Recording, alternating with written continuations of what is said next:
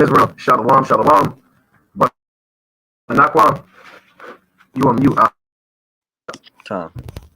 Oh, brother Jeremiah.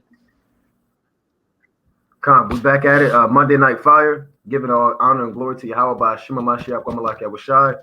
Double honors to the elect elders of the house of David that's been in this truth for decades and decades, patiently waiting for the second coming of Yahushai. A hearty shalom to you mighty men that go out there and labor and do the work of the Most High, presenting your body as a sacrifice, and doing all things for the elect, pushing the truth, magnifying the ministry, right? And doing the work of the Most High. We in the last days, man. Shalom to all the men that may not be out there as of yet on the highways and byways, but they're working on it. They're getting built up in the spirit. They're praying, fasting, studying, keeping the commandments, and abounding in the will of the Lord. Shalom to all of the aquath out there in the households, reverence and the husband, business, and diligence. Keep the commandments, right? Being steadfast, understanding. Somebody said it's buffering. It's breaking up. Bear with me. I'm breaking up. It's bad. Yeah, Con, you kind of go. First you was breaking up, got clear, then you broke up again. All right, Salakia. Let me see. Y'all can hear you clear. Breaking up, got clear again.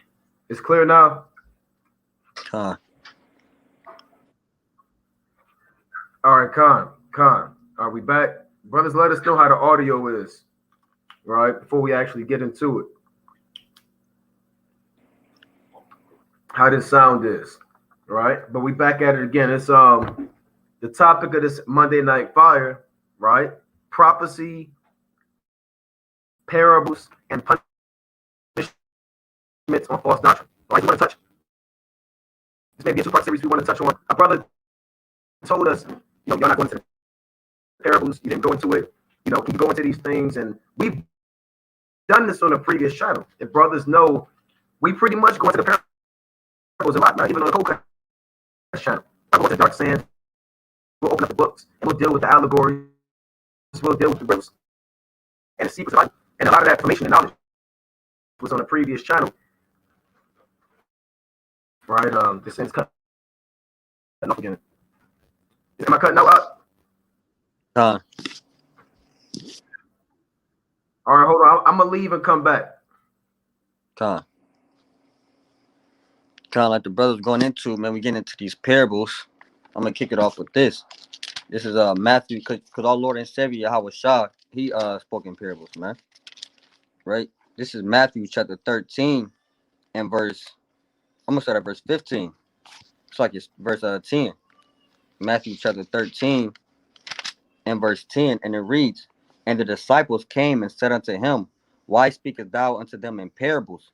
He answered and said unto them, Because it is given unto you to know the mysteries of the kingdom of heaven, but to them it is not given."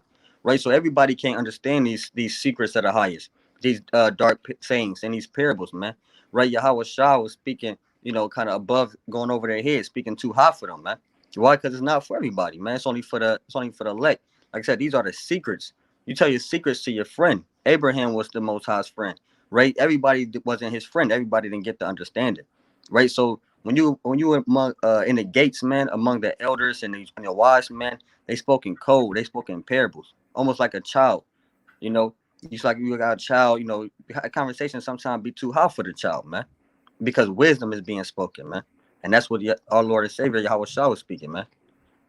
That's right. And we're going to try to see if we could tackle each point. Because No, I ain't saying nothing. Can you hear me? Yeah, I hear you. But can you hear me? All right, sure. So, like I said, we got on this title, we got prophecy. So we're going to touch on some prophecy. We're going to touch on some parables. And most High willing, we could do some punishments or some false doctrines. All right? Most High willing, we could punish some different false doctrines. Because you do have about 1,000 false doctrines in Israel, man. From the Lord didn't perform miracles till Yahweh Shah don't exist till this is Jerusalem, right? America's really Peru, so we have to call this place Jerusalem, and we gotta go back to Africa. Now you got 1,000 different doctrines, man. So we're gonna try to get all these different topics and deal with it decently and in order, right? So let's go to the book, Salakia. Let's go to Psalm chapter 49 and 4. Right, let's go to Psalm chapter 49 and 4. So brothers should have a pen, a pad, the Apocrypha. Right, we're going to dive into it. Right? Let's dive into it. Psalm chapter 49 and 4. This book of Psalms, chapter 49 and verse 4. I will incline mine ear to a parable. I will open my dark sayings upon the harp. You see that? So David was having dark sayings upon the harp. He wasn't making rap songs, man. About damn women, man. You know, when David was playing the harp, he didn't have women in the background, damn twerking, man. And damn his mighty men getting drunk. And David sitting there doing this, man. Right? He wasn't doing all that, man. David was playing the harp and he was prophesying, man. Opening his dark sayings. So this Bible includes dark sayings. So it can't be for everybody. It's not meant for everybody to understand. You have to have the light and the eye salve to be able to open these things up and break it down precept upon precept. Right? You got it. I'll get a precept. This book of Sirach, chapter 39 and verse 1. But he that giveth his mind to the law of the Most High and is occupied in the meditation thereof will seek out the wisdom of all the ancients and be occupied in prophecies. So we're supposed to be occupied in these prophecies and seeking out the wisdom of the ancients. Like the brother brought out David, man. All right, so we supposed to be seeking out the wisdom of the ancients, man. Being occupied, being too busy, man. Right? You can't, somebody call you can't hang up because you occupied prophecies. Verse 2, he will keep the sayings of the renowned men, and where subtle parables are, he will be there also. So when the parables is out, you know, brothers see the title of the video, they might say, oh, he's talking about parables. I don't want to hear about parables. They're not gonna get on that so-called white man. You know, I don't want to hear about parables. I don't want to hear about parables because when the parables come out, Esau don't kiss the food. Hey, a wise man occupied in prophecies, and when the parables are, he gonna be there. He gonna incline his ears, like you. Right? The scripture say, a wise man will hear and increase learning. Right. So verse 2 from the top, he will keep the sayings of the renowned men, and where subtle parables are, he will be also. He will seek out the secrets of grave sentences and be conversant in dark parables. So this is his, like, you know, his lingo, man. This is what he speak. This is what he, you know. This is his type of conversation, man. Right. So you want to be, you are a wise man. You want to get in on this, man. Right. You want to add to the conversation. You may pull precepts and put them on the comment board, man. Right. That's what a wise man would do. Yeah, that's messed up. You do got brothers like that, man. They see the title parables and they immediately leave, man. Right? That's wicked, man. Oh, they going into parables and prophecy again. Why are you not getting on Eve? Right? Why y'all Esau not bowing down? A lot of Jakes, you know, and I come to find out a lot of videos when you're dealing with the real understanding and you opening up the books. When I say the books of the Bible, a lot of people begin to kind of just don't watch those things, man. Right? You have a video with damn 15,000 views with us cutting up the damn Christians and Esau sitting there drunk and getting lacerated with the word of the Most High. Then you see the damn videos with the prophecy and the parables, goddamn 15 views, man. Right. Because a lot of Jake, your mind not right. Right? Let me get this in Sirach chapter. I got two quick precepts. This is Sirach chapter 6 and 35. Be willing to hear every godly discourse and let not the parables of understanding escape thee. Yeah, again, and that thing is in this truth too. If this title of this video was called damn, what else? What would Jake like? Damn 10 Edomite damn thoughts bow down before strong black Hebrew Israelites. Right? Man, the damn it have damn 800 people watching, man. And with the picture, you know, when you first get on YouTube, they got the picture or the thumbnail. Yeah, the thumbnail. You got Esau bowing down. Right. You know, maybe a little bit of cleavage, a little Edomite with some cleavage. Right. Damn Cushite in the background. Right? Madness, man. Right? It's a be willing to hear every godly discourse. That's right. Like the brother said, look how many views the DMX video got. Yeah, the Mighty Brothers in HOI, it was teaching the brother DMX, man. So them videos like that, Jake mind not right, man. Even in this truth, it says be willing to hear every godly discourse and let not the parables of understanding escape thee. Right? So when these parables come out, you can't let it escape you. You got to know these things, man.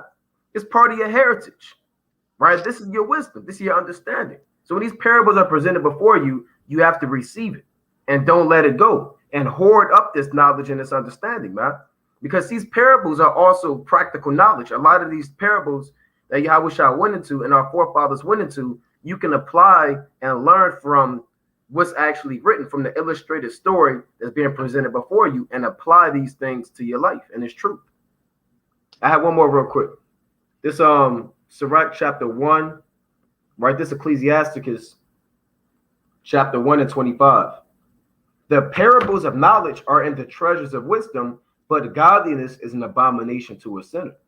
See that? So these are true treasures right here, man. I don't have to dig in the bottom of a damn ocean and find an old pirate ship with an ancient treasure chest because I got a map that and it got the damn X on it, man. X marks the spot. And we go searching for treasure. No, this is the true treasure right here, man. It's a beautiful thing to be able to understand the parables, right? You got it up. I got two precepts. This is Psalms chapter 78 and verse 1. Give ear, O my people, to my law, and incline your ears to the words of my mouth. I will open my mouth in a parable. I will utter dark things of old. Dark sayings of old. These are things that are we're not speaking of, about like brothers going to Esau and Eve twerking, the video Eve twerk for the prophets. We not that's not our language is about, man. We speaking of dark sayings of old. It's the language of our forefathers, man. Right? It says, I will open my mouth in a parable, I will utter dark things of old, which we have heard and known, and our fathers have told us. But it's been passed down to us, right? Passed down to us from the elders, man. And now we passing wisdom down to you, brothers and sisters, man. And then get passed on and passed down to our children and so forth and so on. And this is Right. chapter 12 and verse 36. And it reads, Thou only hast been meet to know this secret of the highest. Therefore, write all these things that thou hast seen in a book and hide them. So these things is being written in this book. Now, this Bible is everywhere. You can get the Bible for $1 at the damn dollar store. It's at the hotels. Even Christians come through and they pass out little Bibles with Psalms and the New Testament. Right, but these things are being hid, man. By the Heavenly Father is hiding these things. It says, therefore, write all these things thou hast seen in a book and hide them, and teach them to the wise of the people, whose hearts thou knowest may comprehend and keep these secrets. So we teaching these to the wise of the people, man. Right? Not to the fool. Because this is a secret. If you give something precious, these secrets are precious. You give it to a foolish man, he's gonna waste it. He's not gonna see its value. So we got to teach this to the wise of the people, and they're gonna understand that these parables are precious jewels, man, and they're gonna keep them, man. That's right. That's what the Lord said in Amos 3 and 7. Surely the Lord God will do nothing, but he revealeth his secret unto his servants, the prophets. And like we always say, you only tell your secrets. It's like it's the people you entrust with that information, right? They know they're gonna do the right thing with it, right? And secrets are only presented to before your friends. And Yahweh said, ye are my friends if ye do whatsoever I command. Right? So there's an elect amount of men on the earth who have received the actual secrets, man. And this is not talking about a lot of people. When we talk about these secrets, they're thinking about the Da Vinci Code. They think about the damn movie. The one with what's this? Nicolas Cage, National Treasure. And he's searching and he got the maps and got the damn codes and people thinking about hieroglyphics and all these different types of things, man. We're not dealing with that, man. Those are pseudo secrets. That's pseudo knowledge, man. We're dealing with the raw truth of the Bible, right?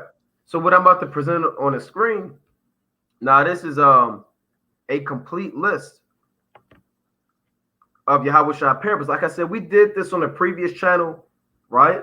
But we need this information on this channel as well, right? And that channel was taken down, and a lot of those breakdowns were taken down. So you'll see us put up a little bit of those older videos from the previous channel and even talk them again with a higher level of understanding, right? So you see this, I can see it. Okay, Khan. This is a complete list of, it says Jesus. We know his biblical name's Yahushua. A complete list of Yahushua parables in the New Testament. Because the brother said, well, look, y'all don't go into the parables, right? I don't see y'all going into those things, right? But we're going to go into it, man. We're not running away from nothing. A lot of brothers think we're running away from the parables. You may hear us going to Deuteronomy 28 a lot on the videos or going through the laws and the commandments. Hey, but we're going to go into these things too, man. Right? So the first parable, the new cloth on an old coat. So let's go to Matthew 9 and 16. Right? We're going to knock down these one by one. Right? And everybody should be able to understand these things. Matthew 9 and 16. Book of Matthew, chapter 9, verse 16. No man put a piece of new cloth unto an old garment, for that which is put in to fill it up, take it from the garment, and the rent is made worse. Read that again, Akbar Bakashah. Matthew 9 and 16. No man putteth a piece of new cloth unto an old garment, for that which is put in to fill it up taketh from the garment, and the rent is made worse. Yeah, remember the purpose of these parables is to bring a driving point home, right? So no man putteth the piece of new cloth into an old garment. Now, nobody would do that, literally, right? Like we always bring out, I wouldn't take a damn $20,000 outfit, man, that I got. It's fresh, no wrinkles in it, right? The price tag kind of on it. And I came in from work and I got mud all on my clothes, man. And then I take some scissors and I start cutting up my old work clothes with all of the mud and the stains on it. And then I start sewing it up on my $20,000 outfit. And I put my $20,000 outfit on. Right? I done ruined the outfit, man. I done destroyed both things, man, for vanity. So nobody would do that, man. You wouldn't take an old piece of work clothes and old dusty garment and cut it up and put on a new garment. And that's spiritual. Your old garment is what? Your old knowledge, old philosophies, older understanding. And your new garment is this truth. You had a precept up? Go on, I got one after you. Isaiah, like I said, this is why these are parables, because you know, Yahweh shall speak these things, and they from, I guess we can't really mix our garments. They really, that's literal. That's what he's talking about. But that's why y'all go through the precepts to understand what's being brought out. This is Isaiah chapter 52, right? Classic Isaiah 52 and verse 1. And it reads, Awake, awake, put on thy strength, O Zion, put on thy beautiful garments, O Jerusalem, the holy city. For henceforth there shall no more come into thee the uncircumcised and the unclean. So now it's time to put on this beautiful garment, which is the righteousness, right? Put on our righteousness, put on faith, trust in Yahweh, keeping the commandments, enduring to the end. This is that garment. It's time to take off this old garment, the old garment of smoking weed, right? Your garment, you had all the wisdom on how to smoke a weed, how to roll the blunt, the tightest. You know, now that garment got to get thrown away. That's an old garment. You know, it got stains on it. It got sin on it, iniquity on it. Now I'm trying to put on this new all white right garment. Right. And this is in style, man. This is in style. At one point in time, you see Jake in the 70s, they had the platform shoes, the damn big collars right there, the damn glasses and the damn big hat with the afro tilted to the side, with the damn pimp cane, right? And they used to use terms like, you watched the movie, you seen Judas and the Black Messiah? They talking about right on, right? What other slang? Righteous, groovy. At one point in time, that stuff used to be in style, man. But now it's out of style, right? Just like at one point in time, that old garment used to wear, hey, it used to be in style, man. It used to be the thing to smoke weed, man. Oh, go ahead, King. Even the movie Judas and Black Messiah, those the Black Panthers, like Fred Hampton, for example, they was young men. You know, like you said, got that old hat with the slants aside. Jake not walking around 21 years old wearing that, man. Damn leather jacket from the Matrix.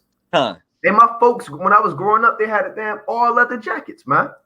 Damn down to the, your damn ankles, man. Jake don't wear them thick, long leather jackets no more. The big t-shirts from the early 2000s. Right? Like we was talking about the damn bandana, the Nelly bandana. Damn jerseys. You know, bell bottoms. People used to wear bell bottoms, man. Right? All that stuff is old. That old garment, hey, we're not dealing with it, man.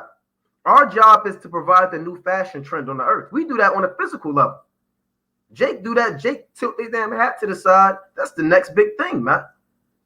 Jake pop their damn collar. You know, if every Jake popped their damn collar, everybody would do it, man. So we do that. You have some also, even on a spiritual level, we have to do that. We provide the spiritual fashion trends on the earth, right? I want to get this precept in Song of Solomon, chapter 5 and 2, right? This Song of Solomon, chapter 5 and 2, it reads, I sleep, but my heart waketh. It is the voice of my beloved that knocketh, saying, open to me, my sister, my love, my dove, my undefiled. For my head is filled with dew, and my locks with the drops of the night. So that's us being spiritually asleep, being in the lowest state, not knowing who we are as a people, but our heart, our mind wakes up to the knowledge of the scriptures, right? The prophecies. That's the Lord knocking at the door. Open unto me. Hey, people be walking past the men of the Lord at camp, and that's the Lord knocking at the door. That's why brothers stopped and turned in, and they received the word, man. And the Lord comes in with his head. It's like he says, for my head is filled with dew, and my locks with the drops of the night. So the Lord is coming in to give you that moisture, that living water within your dry vessel. Verse 3, here's the point. I have put off my coat. How shall I put it on? I have washed my feet. How shall I defile them? So we all have to put off our coat when you come into this truth. Now the Lord said, I put off my coat. How shall I put it on? Meaning you wouldn't go and take off your old stinky work clothes and then you take a shower and then you put your damn work clothes back on. You'd be a fool, man. Right? That's what Jake do in this truth. You put off the old man, you wash yourself with the word of the Most High, and you keep looking at that. Like, damn, do I want to put that back on? Right? You wash your feet with the knowledge of the Most High, and you go back trampling that mud. So once you take off that old coat, you got to leave it on the ground. I got something else real quick, unless you have some. I got one quick one. It's Song of Solomon, chapter 4, and it reads, how fair is thy love, my sister, my spouse? How much better is thy love than wine, and the smell of thine ointments than all spices? Thy lips, O my spouse, drop as the honeycomb. Honey and milk are under thy tongue, and thy smell of thy garments is like the smell of Lebanon. So the smell of your garment, you can't have a stinky garment, man. Like your brother said, you can't put on a dirty garment. You can wash up and put on a dirty garment. You can't do that, man. You gotta have a clean, white, righteous garment, man. You gotta have, that good frankincense and myrrh on your garment, man. You got, people got had a clean. You gotta be kind of be like or before. You gotta kind of be sharp in this thing, man. That's right. Put your best outfit. Put your best outfit on. You being presented to the Lord, man. You can't come into the Lord and you wrinkled up. You got stains on your shirt. You got ketchup stain here and there. You got it, King. Yeah, quick point. Hey, we're priests, man. That's right. Look how the priests had they physical attire on, man. They was decked out. They had the gold plate and they had the bells under there. They dressed as they were priests, man. So spiritually, like the brother saying, we have to put on our priestly garment. Hey, the Feast of Purim coming up.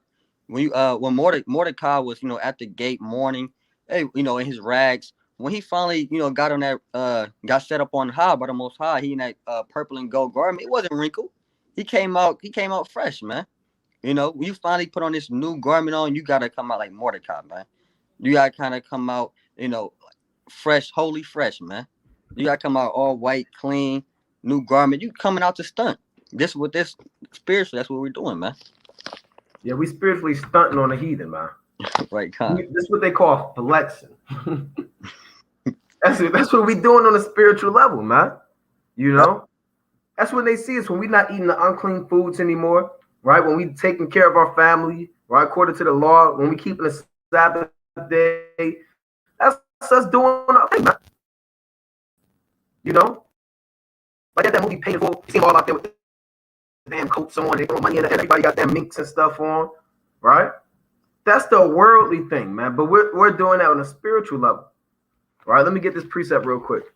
Hey, In Revelation chapter 3. And that's go ahead. Jake say he come from rags to riches. That's what we doing. Rags to riches. Rags Hey, the Lord said, let me get that real quick before I go to Revelation. It's Proverbs. So Yahweh Shah speaking about the garment. Sometimes in the Bible, a garment is an actual garment. See that somebody said, I seen a brother on Instagram who matched his Rolex with his fringes. See that? So Jake kind of getting into this thing, man. Probably took the picture with the Rolex with the fringes on the bottom, right? So the book said rags to riches. Let me get this for you. It's on Proverbs chapter 23 and 21. I'm gonna start at 20. Proverbs 23 and 20. Be not amongst wine bibbers, right? Amongst the riotous eaters of flesh. So don't hang around people that consume and eat false doctrines and philosophies. Oh man, Con, can you hear me now? I can hear you now. You back now, but we didn't hear the scripture as we brought out. All right, Con. This Proverbs 23 and 20. It says, it reads, "Be not amongst wine bibbers, amongst riotous eaters of flesh, for the drunkard and the glutton shall come to poverty, and drowsiness shall clothe a man in rags." You see that? A lot of Jakes, you got your clothes with rags, man. Because you're buying all of this meat and all of this wine, right? And you become spiritually poor, man. You got evicted from your mother's house, all right, the king's chambers. You spend all your money on women, all your money on meat, and all your money on wine. You had to sell you sold your garment. This is talking about, right? And now you got rags on that. So anytime we see our brothers who have fell out the truth or into these other philosophies and these other religions, hey, guess what? They got rags on.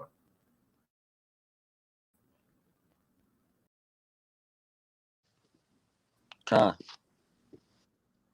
Nice.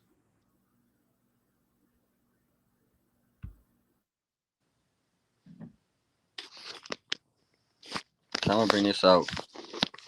This is Job chapter 29 and verse 14.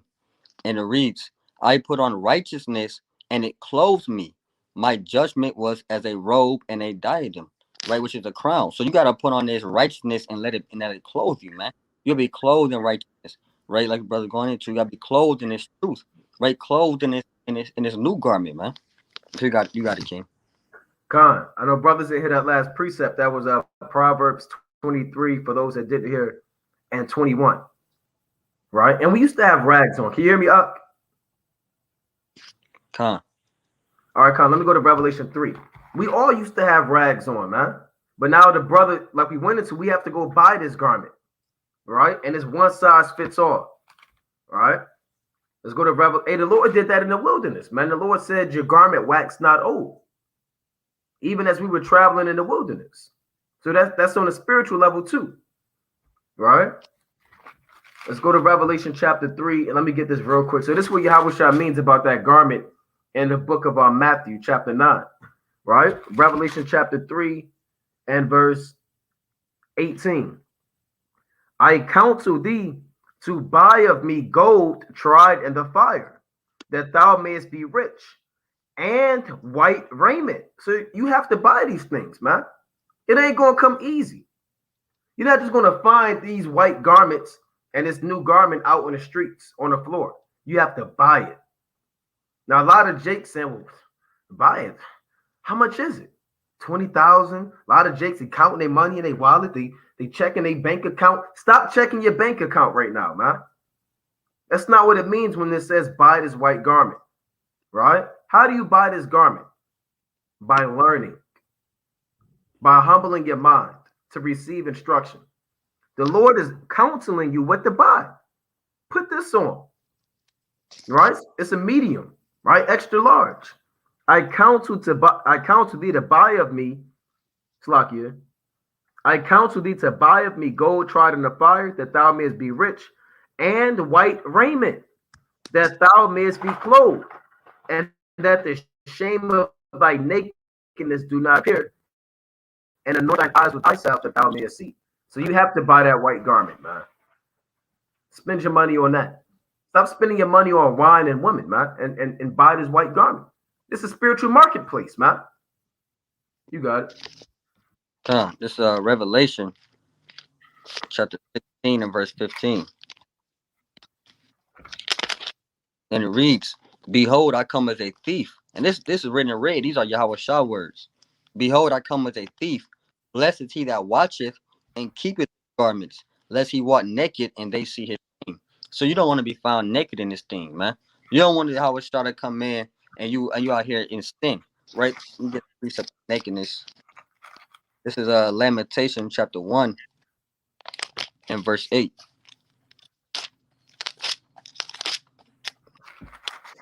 Lamentations chapter 1 verse 8. Jerusalem have grievously sinned, therefore she is removed. All that honor her despise her, because they have seen her nakedness. Yea, she sigheth and turneth backwards. Right. So Jerusalem is is in nakedness, man. It's in sin. So that's why you gotta put on this garment, man. So when Yahweh Shah come back, you gotta have that righteous garment on. If you're in sin, if you're in iniquity, if you got a garment on and it's filthy and dirty, then you're gonna get put to death, man. So that's why we out here, to warn you, man. That's why we're watching. Like we're the watchmen. That's right. This is St. Luke chapter 10 and 30. Right? Luke 10 and 30. And Yahweh Shai answering said, a certain man went down from Jerusalem to Jericho and fell among thieves, which stripped him of his raiment and wounded him and departed, leaving him half dead. So you got to watch out for people that'll strip you of your raiment, man. This is what the other nations did to us as a people, right? But people, they'll try to strip that garment, man. You got a lot of perverts out here. Got a lot of spiritual peeping toms, spiritual voyeurs, right? Spiritual creeps, and they want to see you naked, man. Right? You walking past, and you got to make sure your garment is on, man. You got Jake, they spiritually sagging their garment.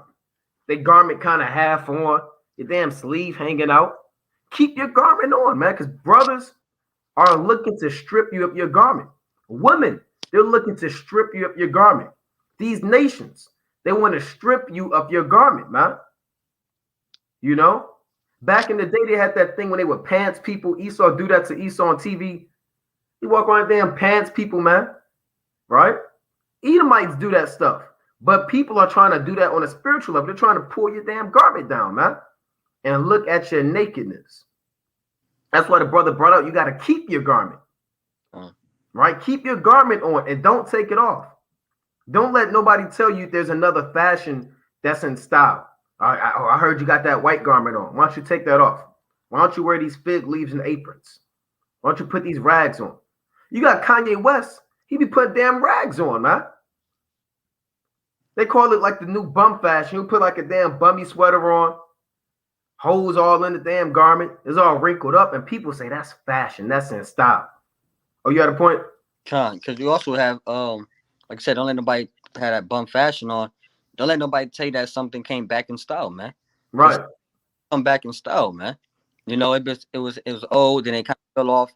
It's back, man. Back in style. You can, once you take that garment off, once you take off them bell bottoms, they're not coming back in style no more, man. That's right. Shirt not coming back in style. Right? That old man smoking weed is never gonna come back in style. That's dead now, man. Being an adulterer, sleeping with other men, women, that should never come back in style, man. Right? This is ever, man. This Ephesians 4 and 22. That ye put off concerning the former conversation, the old man which is corrupt according to the deceitful lust, and be renewed in the spirit of your mind. So that garment, it represents that old man too. You got to put that off, man, and put on the new man. So we go shopping, man. We went shopping. The Lord took us to the mall, right? As a husband, he take his wife out shopping, man. And we put on, we got jewelry on, right? We got accessories on. And the Lord didn't have us window shop, right? He took us to the mall, man. This is parabolic, if you understand. You said what? Lord got a black card, man. Hey, the Lord got a black card, man. Then Just he said, you know how you take your woman shopping and she come out from the fit room, how does this look on me? You know what I'm saying? And you kind of have a turn around and or you might pop behind her, you show her the little garment, you know what I'm saying, while you behind her, say this look good on you. The Lord did that to us, man. That's his bride, that's the white garment. So this is what we're wearing. And we put on that new man, right? And that's Ephesians 4:24. And they get put on the new man, which after the most high is created in righteousness and true holiness. Right? So hey, you gotta rock this garment, man. Keep it white. And keep your garment clean too. It's one thing to put it on, but remember, you got people trying to strip you of your garment. You got people trying to throw stains on your garment, wrinkle your damn garment up. You have people like that in the world, haters, man.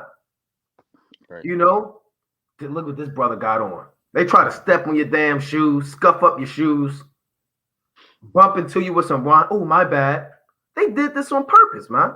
So people are there trying to do that on a spiritual level. And what I mean is they're going to try to get you to go off. You got to be aware. Got precept. This is Habakkuk chapter 2 and verse 15. Woe unto him that giveth his neighbor drink, and putteth thy bottle to him, and maketh him drunken also. Thou mayest look on their nakedness. Hey, so Esau want to look on our nakedness. That's why he's giving us something, that drink, that wine of Babylon.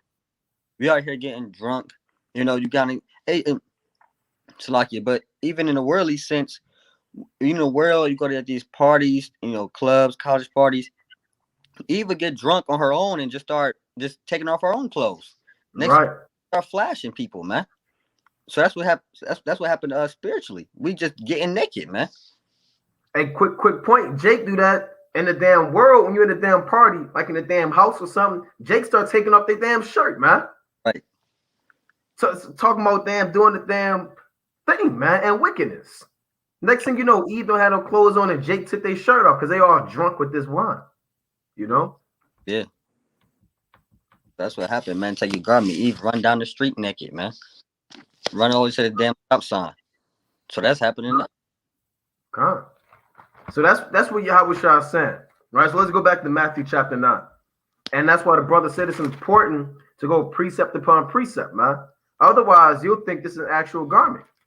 Right? But we're showing you parabolically that it's speaking about the old man and old knowledge and your old ways.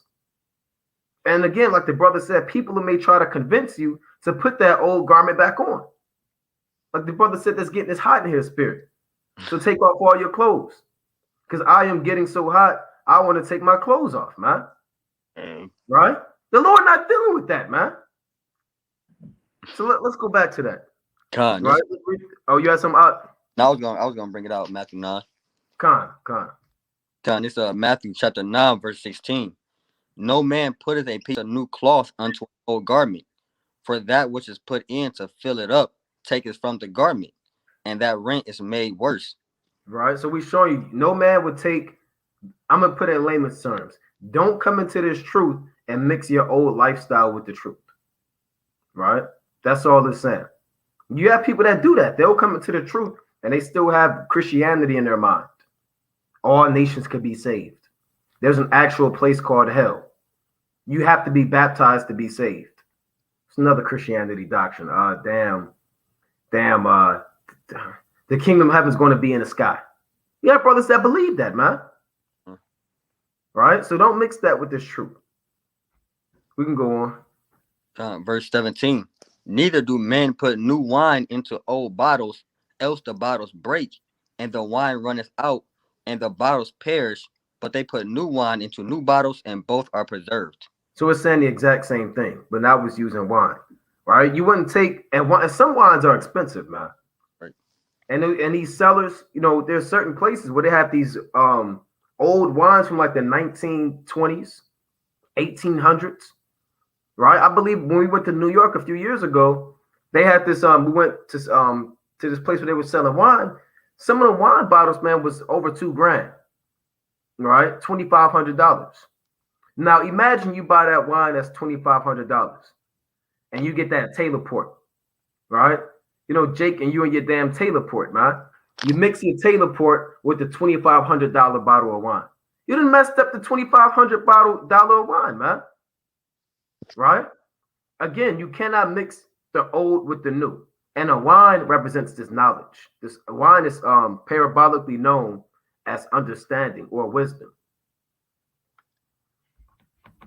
I got precept. Con.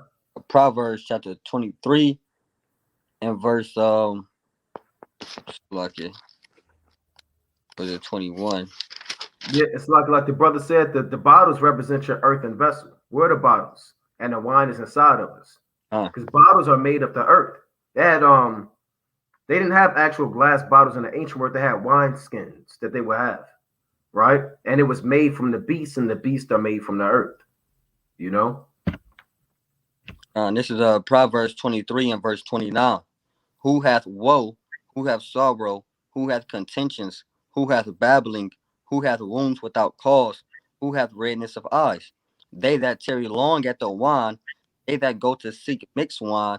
Look not thou upon the wine when it is red, when it giveth his color in the cup, when it moveth itself aright.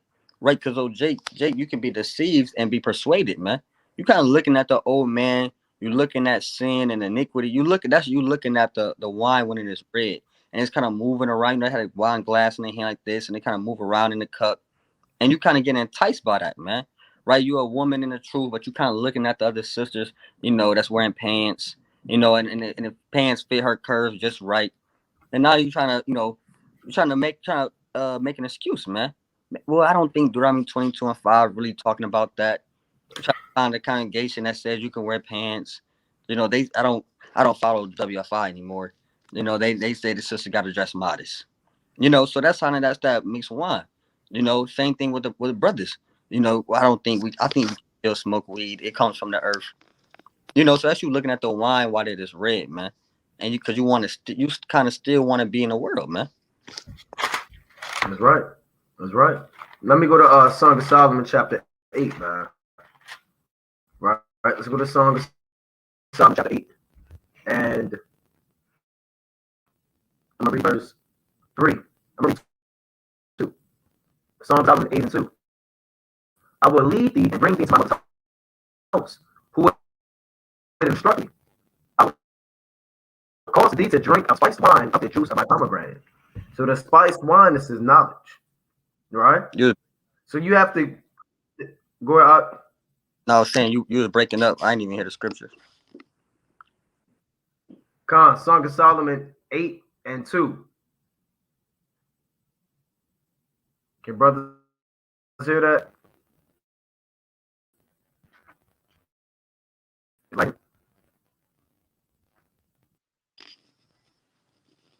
I'm gonna bring out the brother precept. This is Song of Solomon, chapter 8 and verse 2. So I get things back. Can you hear me? Khan, I brought out Song of Solomon 8 and 2. Right? It says, I will lead thee and bring thee into my mother's house, who will instruct me. I will cause thee to drink of spiced wine of the juice of my pomegranate.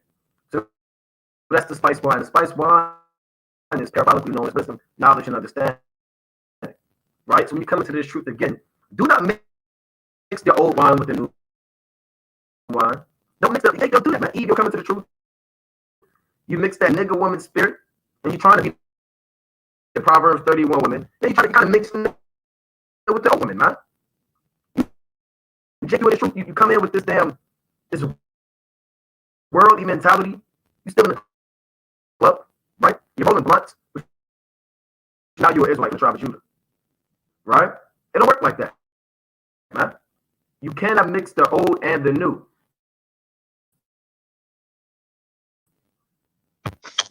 God. Right? So like you say, trying to take away the word. Right? Satan trying to take away the word. Bear with me. Right? But the point is, can you hear me up? God. I can hear you now. Yeah, but the point is, stop mixing. You said what? I can hear you now. I didn't hear you before. Con, I was saying the point is our people got to stop mixing up the old and the new. Con. Right? So I want to pull up the next parable. Right? The next one we want to touch on Right, this one should be plain. This should be quick. They say the lamp on a stand. Matthew chapter 5, 14 to 15. Again, for those coming in, we're actually going to parables, prophecy, and punishing false doctrine. Right. So the first thing we're going to do with these parables, then we may go into some prophecy, and then we may ultimately cap it off by punishing false doctrine. Again, there's about 20,000 false doctrines of Israel in the last days, man. I believe the latest one I heard is what is it? Oh, Yahweh is Hispanic, right? You heard that one? Khan, Yahweh shot light skin, and he's a Hispanic. Yeah, he light skinned. Yep. And that woolly hair is not really woolly, but it's really talking about when straight hair, like in the heat, right? So this is what they're teaching nowadays, man. Hey, people are teaching that the Most High is not a man; he's just a indefinite form, right? So this is madness, man, right? So let's go to the book of Matthew chapter 5 and 14. Khan, this is the book of Matthew chapter 5 and verse 14. And it reads, "Ye are the light of the world. A city that is set on an hill cannot be hid. Neither do men light a candle and put it under a bushel, but on a candlestick, and it giveth light unto all that are in the house." Right, and this one is plain. Ye are the light of the world. A city that is set on a hill cannot be hid. And we're that city, right? We're the light. Now the light is just knowledge. Sometimes wisdom and knowledge they'll be referred to as different things. Sometimes they're referred to as wine. Sometimes they're referred to as light, man. Sometimes it's referred to as oil, right? So we're the light of the world. The world is in complete darkness right now. That's right. You got homosexuals, trannies, pedophiles, bestiality. You got creeps. You got human traffickers. You got sex traffic at a high level. You got people taking organ damn skin in their plain skin infants and mixing it and doing spiritual cooking. You got wizards and warlocks. So the world is in darkness. But the Lord called us the light of the world. Meaning our job is to do what? Present the law, statutes, and commandments to our people. And let that light shine. You got a precept up. I got two precepts. This is Proverbs chapter 4 and verse 17. And it reads, "For they eat the bread of wickedness and drink the wine of violence. But the path of the just is as the shining light that shineth more and more to the perfect day." So the path of the just, it says, but the path of the just is at the shining light. Right? So we're that light, man. This is the path of the just. We don't want shining and like say in right, like brother said, with the law, statutes, and commandments, with righteousness. But the path of the just is at the shining light that shineth more and more unto the perfect day. It said the way of the wicked is as darkness. They know not at what they stumble. So the wicked don't know what's going on, man. In these last days, they are in darkness. They can't see the traps and the snares that's set up for them. They don't know what they done tripped over. They kind of they like blind men, man. They got their arms all out trying to look for some type of support. Cause the wicked have no idea what's going on in these. And this is the book of John, chapter 3, and I'm gonna start at verse 19. Verse 19. "And this is the condemnation that light is come into the world, and men love darkness rather than light, because their deeds were evil." So these men, these 2/3 of our people, especially other nations, they love the wickedness, man. Like brother mentioned homosexuality, they love homosexuality. Esau is a homosexual by nature, so he loved to have darkness and be in darkness, man. Be touching like the Greeks touching little boys, man. Esau loved that, man. He kind of get off on it. It says, so the light, we've been that light, we're shining, we're on the highways and byways, we're on the internet, on YouTube, spreading this light abroad, man. Spreading this light abroad, and they don't like that, man, because light and darkness can't, they don't coexist. They're at odds, man.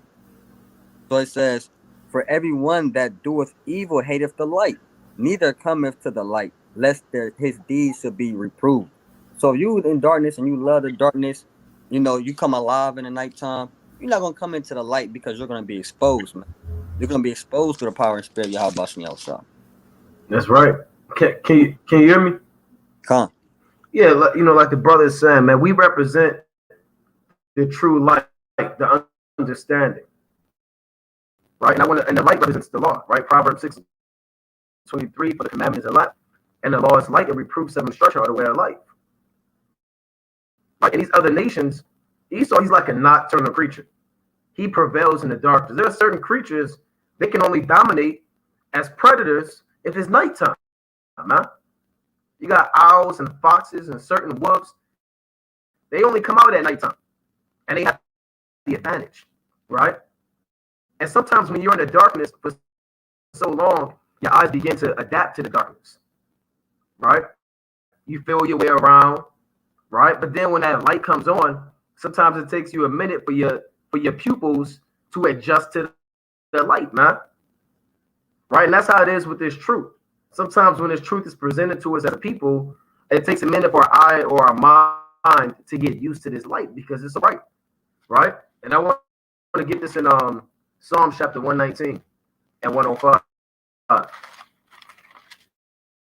Right? It reads, "Thy word is a lamp unto my feet and a light unto my path." You see that? So you need this path, this light to be able to navigate. Imagine just walking with a blindfold on. Right? You end up damn running into traffic, man. Getting hit by a car. You end up in a damn Edomite basement. Right? But if you have that light, you're able to navigate your path in this truth, man. And you're able to dodge the fire and the water and the sin and the wickedness of this world. So you need this light. Let's fall into a deep ditch, man, and die of hunger and thirst. You got it. It's another parable within itself. This is Matthew chapter 25 in verse I'll start at verse 2. It says, "And 5 of them were wise, and 5 were foolish." Talking about the virgins, right? Five being spiritual, meaning some of them are gonna be wise and some of them are gonna be foolish. It says, "They that were foolish took their lamps and took no oil with them." So you got to keep your light burning. This thing, you got to keep that oil so your light can stay lit, man. You can't, we sometimes people's house they had a porch light on and it's kind of flickering on and off. That's how brothers are in this truth, but the light kind of just flickers on and off, where you kind of on fire, but you kind of lukewarm. And then some days you cold. You may go 3 days without reading, then you go 2 days with reading a few chapters a day. So your light, you literally know you on your way out. Your light is dying, man. It says, "They that were foolish took their lamps and took no oil with them, but the wise took oil in their vessels with their lamps." Right, so the wise are gonna take that oil. They're gonna take this knowledge, understanding, and they're gonna keep that light burning, man. They're gonna always be keeping the command, always examining themselves, always reading and studying, and being occupied in the scriptures, man. Right, these are the wise virgins. Right, and that's it. Yeah, and to add to that, and Salakia for the sound, that's Satan trying to take away the word. But to add to that, is it for that up? Salaki, I ain't hear you. Is it buffering bad? No, you good now. Yeah, to add to that, you have a lot of brothers in this truth that want to hide their light, man. When family come around, right? When you at the workplace, right? When the holiday season comes around, you tend to put that damn light in the damn under the bushel, man. Like the scriptures say. You got a lot of brothers afraid to let that light shine, right? Oh, my family came around, I'm gonna shave my beard. My family came around, I have to go and celebrate the holidays. You're gonna be cut down if you're not letting your light shine. And if you're around light automatically gives off heat. And heat is gonna turn these cold bodies warm and help stimulate life, man.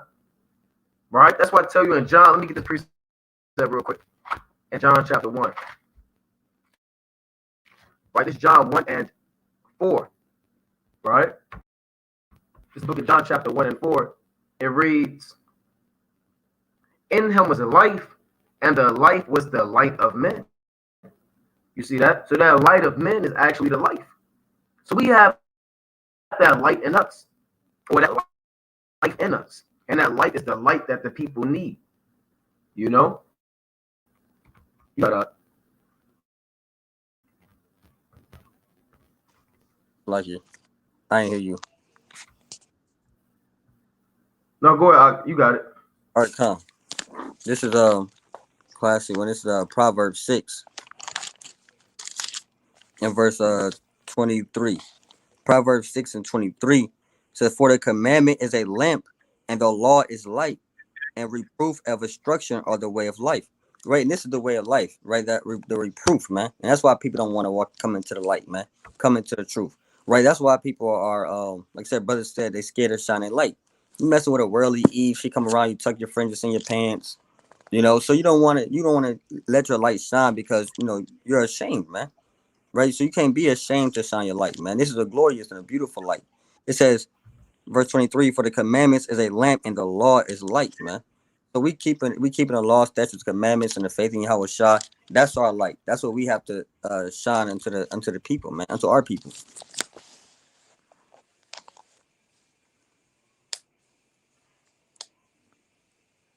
Okay, I'm gonna read on verse 24. It says, "To keep thee from the evil woman." And we know these are these false doctrines, man. Right? That's why that light is supposed to keep you from the evil woman, to keep thee from the evil woman, from the flattery of the tongue of a strange woman. And that go back to that wine, man. That goes right back to the wine. So it's the same thing. Them flattery lips, the darkness of the world. It may seem cool. You go to the clubs. It's a damn nightclub. It's all dark in there. And it's everybody having a good time, having a ball, and turned up, and Eve is in there doing what she do. And sometimes the darkness may come on. Kids don't want to come home, but when the street lights come on, they want to stay out in the darkness, right? But this light, it says, is to keep thee from the evil woman, from the flattery of the tongue of a strange woman, right? So you gotta abide in this light, man. You gotta abide in the light. You gotta shine. Let your light shine before men, like the scriptures say. Let me get this in Matthew 5. Right, and Satan keep trying to take away the word, man. Satan trying to take away the light, man. This is Matthew chapter 5 and verse let me start at verse 14, and it also like time Matthew 5 and 14, and it reads, "Ye are the light of the world. A city that is set on a hill cannot be hid. Neither do men light a candle and put it under a bushel, but on a candlestick, and it giveth light unto all that are in the house." So you want this light to shine to all that are in the house. You don't want this light underneath. The light don't got no have a purpose being under the bed, man. It's supposed to be lit for the whole house to be lit. Man, you can't have the light underneath your bed, underneath your couch. You gotta let things shine, man. Yeah. Salaki. Come on. Yeah, that would be foolish, man. You wouldn't buy damn 12 light bulbs and you just hide them under the bed, right? And then your house all darkness and darkness. And people love the darkness, man. A lot of Jake, let me go to Job chapter 24. A lot of you Jakes, you love darkness. That's where they get that saying, hey, the freaks come out at night, man. Right. That's a real thing. They didn't make that up. That's not something that somebody just made up. That's a real thing, right? Let's go to Job chapter 24. All right, let me get this precept, man. And Jake, let me bring this out, man. This is madness, right? Job chapter 24 and verse 15. I'm gonna start at 14, right? Job chapter 24 and 14. The murderer rising with the light killeth the poor and needy, and in the night is as a thief, right? And who's the thief in the night? The so-called white man. Thieves don't just break in your house when you're there, when all of the lights are on. They wait till it's nighttime. Their power comes from darkness, right? There are certain nations on the men whose power resides in darkness, like beasts, right? Certain beasts, their only power comes when the other animals don't have that advantage. When they have the advantage, right? When they're in the power seat, like owls and, like I said, jackals and these different creatures, right? Verse 15. The eye also of the adulterer waited for the twilight, saying, no eye shall see me, and disguiseth his face. You see that? You have actual adulterers, they'll do that, man. You know? They wait. You may have a husband. He may work the damn night shift. He working 11 p.m. to damn 6:30 in the morning shift, right? And then the damn she put all of the kids to sleep, right? And she up pouring wine. Then the damn random guy knock on the door, right? And he wait till it's nighttime because people are asleep. Like Esau, he the one that put you to sleep, and he stripped you naked, and he come out at night and steal. And the Lord also says he disguiseth his face. How does this thief disguise his face? Like any thief. Thieves, they put on, you see these movies, man, they put on these different clown masks, a ski mask, right? Damn disguises so nobody can identify who they are. So even Esau, he'll put on these different disguises. One of his top disguises is him being Jesus and God and a white man, because white is pure and holy. Caucasian, German, Italian, French. These are his different disguises that he puts on to prevail in the nighttime, right? It reads on. In the dark, Job 24:16. In the dark, they dig through houses which they had marked for themselves in the daytime. Meaning they're always plotting, right? For the morning is to them even as the shadow of death. If one know them, they are in the terrors of the shadow of death. Right? Imagine you come in and then your woman commit adultery in the night. You turn the damn lights on. Right? But what the hell? The damn heart going to drop, man. They're going to try to cover themselves up. He going to get up and say it's not what it looks like. Right? Because that light reveals everything, right? So the spiritual light is this truth. When Yahweh Shah returns in the spiritual morning time, or when the day begins, then Esau, he understands that his power is going to be done away with, right? You know? So we have to let our light shine as a nation of people. You got a precept out? Nah. So we can move on to the next parable, right? I had that list, so like you had that list pulled up, right? So we have to be able to understand that we have to let our light shine and stop being ashamed of this truth, man. Well, I don't want to tell my family I celebrate Christmas. I don't celebrate Christmas. Hey, let them know, man. And stop beating around the bush too. You got a lot of family members asking Jake, "Are you coming around for damn St. Patrick's Day?" And a lot of brothers in the truth. I don't know. They on the phone. I don't know. I'll see if something come up. You know, I'm kind of got my hands tied up. Just say no. Right? Let your light shine, man. You know?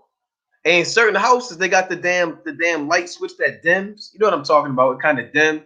You can turn it up a little bit. A lot of Jake, you put your turn it off, man. Put it on dim. Right? Now, the next parable we want to get into is the wise and foolish builders. Actually, we're going to go into they got all these parables, man. Right? We're going to start from go from the bottom on up. The sheep, the shepherd, and the gate. Let's go to John 10:1. The sheep, the shepherd, and the gate. That's John chapter 10:1. Let's deal with it. This is the book of John, chapter 10, and verse 1. And it reads, Verily, verily, I say unto you, he that entereth not by the door into the sheepfold, but climbeth up some other way, the same is a thief and a robber. See that? So it reads on, Slaki, he that entereth not by the door into the sheepfold. Now the sheepfold are where the sheep are at, right? Back in the ancient world, you have like this pen where the sheep are stand at for security and protection, right? To go out and to come in. In order to deal with the sheep, you got to go through the door, right? The door is Yahweh Shah. If you try to climb up some other way, if you try to deal with the sheep by not coming through Yahweh Shah, if you want to try to deal with the sheep as a Christian pastor, if you want to try to deal with the sheep as a Muslim, a Catholic priest, you're actually stealing the sheep away from the shepherd.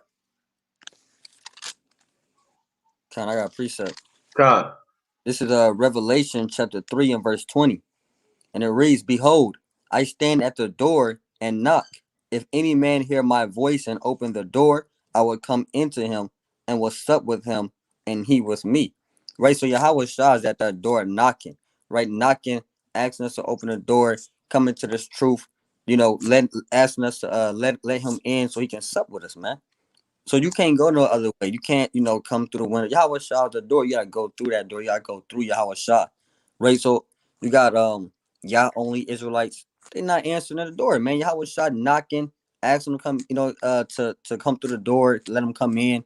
And they kinda ignoring them, man. Like he a damn Jehovah Witness. They kind of shut all the lights and closing the blinds, acting like nobody home. So you gotta open that door. He is the door, man. This is John 14:6. Yahweh Shah saith unto him, I am the way, the truth, and the life. No man cometh unto the Father but by me. And that would make a brother not sincere, man. If a brother want to come to my crib and he climbing like them brother man from Martin to get in, I'm gonna question this guy, man. Every time he come around, he knocking on the damn back door, trying to see if it's open, opening in the bedroom window, right? You can't trust that guy, man. He does not have, the possessions of your house. He's not thinking about the security of it, man. He has some ulterior motive. But if he knocks at the door and we open the door, hey, this guy, he's sincere, man. Right? So we dealing with the sheep, we have to go through the way. There's only one way. There's only one door to deal with the sheep, and that's through Yahweh Shah. God. Another precept. God. Genesis chapter 4 and verse 7. And this is the Lord talking to Cain. And it reads, if thou doest well, shalt thou not be accepted? If thou doest not well, sin lieth at the door, and unto thee shall be his desire, and thou shalt rule over him. So you go through the sheepfold, and you can answer Yahweh Shah and walk through that door, like brother, I'm the way, the truth, and the life. Or you can give the wrong sacrifice, right? Follow your own righteousness like Cain did, and you can knock when Satan answered, man. You can knock when Esau and follow after sin, wickedness, and idolatry. So that's the choice is yours, man. It's Sirach 11:29. Bring not every man into thine house, for the deceitful man hath many trains. Right? And that's on a physical level. Don't just let anybody in your house because you don't know why they're coming to your house. Right? They don't want to come and break bread, which they're thinking about how to rob, steal, and loot. And the house also represents the house of Israel. This truth, right? And don't bring any spirit into this thing, man. Right? You have, you'll be teaching, and you'll have all these spirits that come in and try to take away the word, man. Right? It could be from any religion, any philosophy, any doctrine, and you trying to bring them into the damn sheepfold, and they don't want to come through the door, man. Right? So you have to come through the door in order to deal with the sheepfold, man. The door is Yahweh shut, right? And there's 7 locks on that door. And the Lord give you the damn key to unlock it, which is this word, man. Repentance. So you can only go through the door if you repent. You can't damn kick the damn door down. You can't be like Esau when they got the big battering ram, and they just like the FBI kicking your door down, man. Right? It's not an automatic door that open up like Walmart, Target. You walk through it, just open up. Anybody can go in. This is VIP section, man. Hey, back in the day, during the Prohibition era days, they would have these different speakeasies and these secret bars, and you needed a passcode to go through the door. They didn't just let anybody in. They would open up the little thing, right? They'll say password, right? Or what's the word? And you have to kind of know the thing, man. Know the word in order to get in and drink of that wine. So that's the same thing with this truth. You got to know Yahweh by Hashem Yahweh Shah. You got to repent, right? And then the Lord will open that door, and you'll be able to deal with the sheepfold. So the Lord said, "Bring not every man into thine house, for the deceitful man hath many trains." Right? And you need the passcode to get in this thing, man. All right. You got a precept up. So let's go back to John 10. John 10:2. This is the book of John, chapter 10, verse 2. But he that entereth in by the door is a shepherd of the sheep. You see that? If you enter in by the door, you're the shepherd of the sheep, right? Hey, TD Jakes, he's not the shepherd of the sheep. right? Joe Osteen, he's not the he done locked out all of the Jakes when he had that flood in Houston, man. Oh, you can't come in here. You're gonna get all the furniture wet, right? I'm out of town, right? Hey, they're not the shepherd of the sheep, man. They're thieves and robbers, right? We can go on. But he that entereth by the door is the shepherd of the sheep. To him the porter openeth, and the sheep hear his voice, and he calleth his own sheep by name, and leadeth them out. Right? A porter is like a bouncer, for lack of better terms. They're the guys that open the door, right? They'll kind of say, look, you got your ID. You know, in the world, you kind of go to the bar, the club, look, you got your ID. They got the red rope. You know what I'm talking about, the red velvet rope, and Yeah. everybody in line. Yeah, and they'll lift it up and say, and they'll open the door and let you in. Right? So you have a spiritual porter that allows you access into this truth. Right? So the door is Yahweh Shai. In order to go through the door, you need the Most High to allow you. Let's go to John 6:44. Right? The Most High is the spiritual porter, man, that allows you direct access to Yahweh Shai. Because you can't just kick that door down, and you can't open it yourself. The porter has to open up the door for you. And the porter is the Most High. So let's bring that out, King. The book of John, chapter 6 and verse 45. 44. Like it, 44. No man can come to me except the Father which hath sent me draw him, and I will raise him up at the last day. Now read that one more time, Baba Kishar. John chapter 6 and verse 44.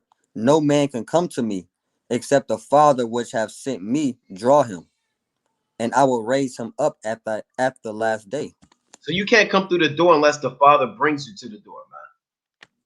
Right?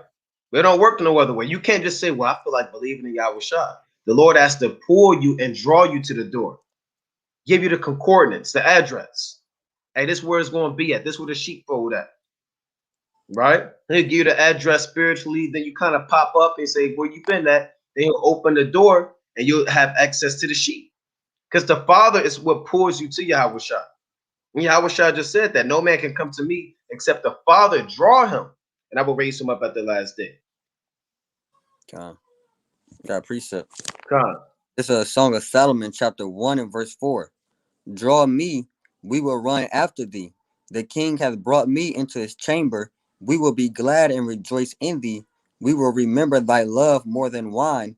The upright love thee. Right. So we being drawn in by Yahweh Bashim Yahushua. It says, draw me, we will run after thee. The king hath brought me into his chamber. It's like the brother bringing out, the Most High got to bring you to Yahweh Shah. It's not of our own will. Said we wasn't out there selling weed and we thought, I'm gonna just start serving the Lord. Let me drop everything and go to the Lord, man. No, the Most High had put in our spirit and woke us up, and now we dropped everything. Stop, whatever, like I said, selling drugs or whatever type of wickedness we were in, being harlots, whoring out our sisters, being in idolatry. He brought us out of that and then showed us, directed us to Yahweh Shah, man. Right, which is the truth. Yeah, and that word door in the Greek, when you look it up, I'm gonna play it. Bear with me. If it don't play, brothers can kind of look it up on their own. Strong's G 2377. Thoros. Thoros. Now that says literally porter that keeps the door, doorkeeper, or porter. And they had porters in the ancient world for the tabernacle and the temple. All right. So you can't go through the door unless the porter opens it up. You can't come to Yahweh Shai unless the Most High gives you access. All right. So let's go back to that, King. And John chapter 10. Book of John chapter 10 and verse 3. To him the porter openeth, and the sheep hear his voice, and he called his own sheep by name and leadeth them out. See that? So like we're all called by name. The Lord knows every one of our spirits. And my spirit may not be named Naquan. The Most High may have another spirit, another name for my spirit, man. Everything has been named by the Most High. From the star to the sun and the moons and the wells, everything has a name. There is nothing that the Most High created, and it's just called the great unknown. right? Everything, because when you name something, it belongs to you. And everything belongs to Yahweh Bashim Yahushai, man. Right? Even a land that was divided by Lot, that land, the land of Israel, belonged to the Lord. He said, you should not sell this land, for the land is mine. Right? So even the lands and the elements belong to the Most High. Our spirit, even the stars. Right? I believe that's in the Psalms. Let me get that real quick, Salaki King. Even each individual star has a name. Right? I have to find that thing. Right? But it tell you that in the Psalms. All right. So the point is, the Lord calls us by name, and every one of us are brought into this truth. All right, we can read on, King. Verse 4, John 10:4. And when he put forth his own sheep, he goeth before them, and the sheep follow him, for they know his voice. You see that? Let's go to Song of Solomon, chapter 1 and 7. Right? Song of Solomon, chapter 1 and verse 7. Tell me, O thou whom my soul loveth, where thou feedest, where thou makest thy flock to rest at noon. For why should I be as one that turneth aside by the flocks of thy companions? So we want to rest at noon.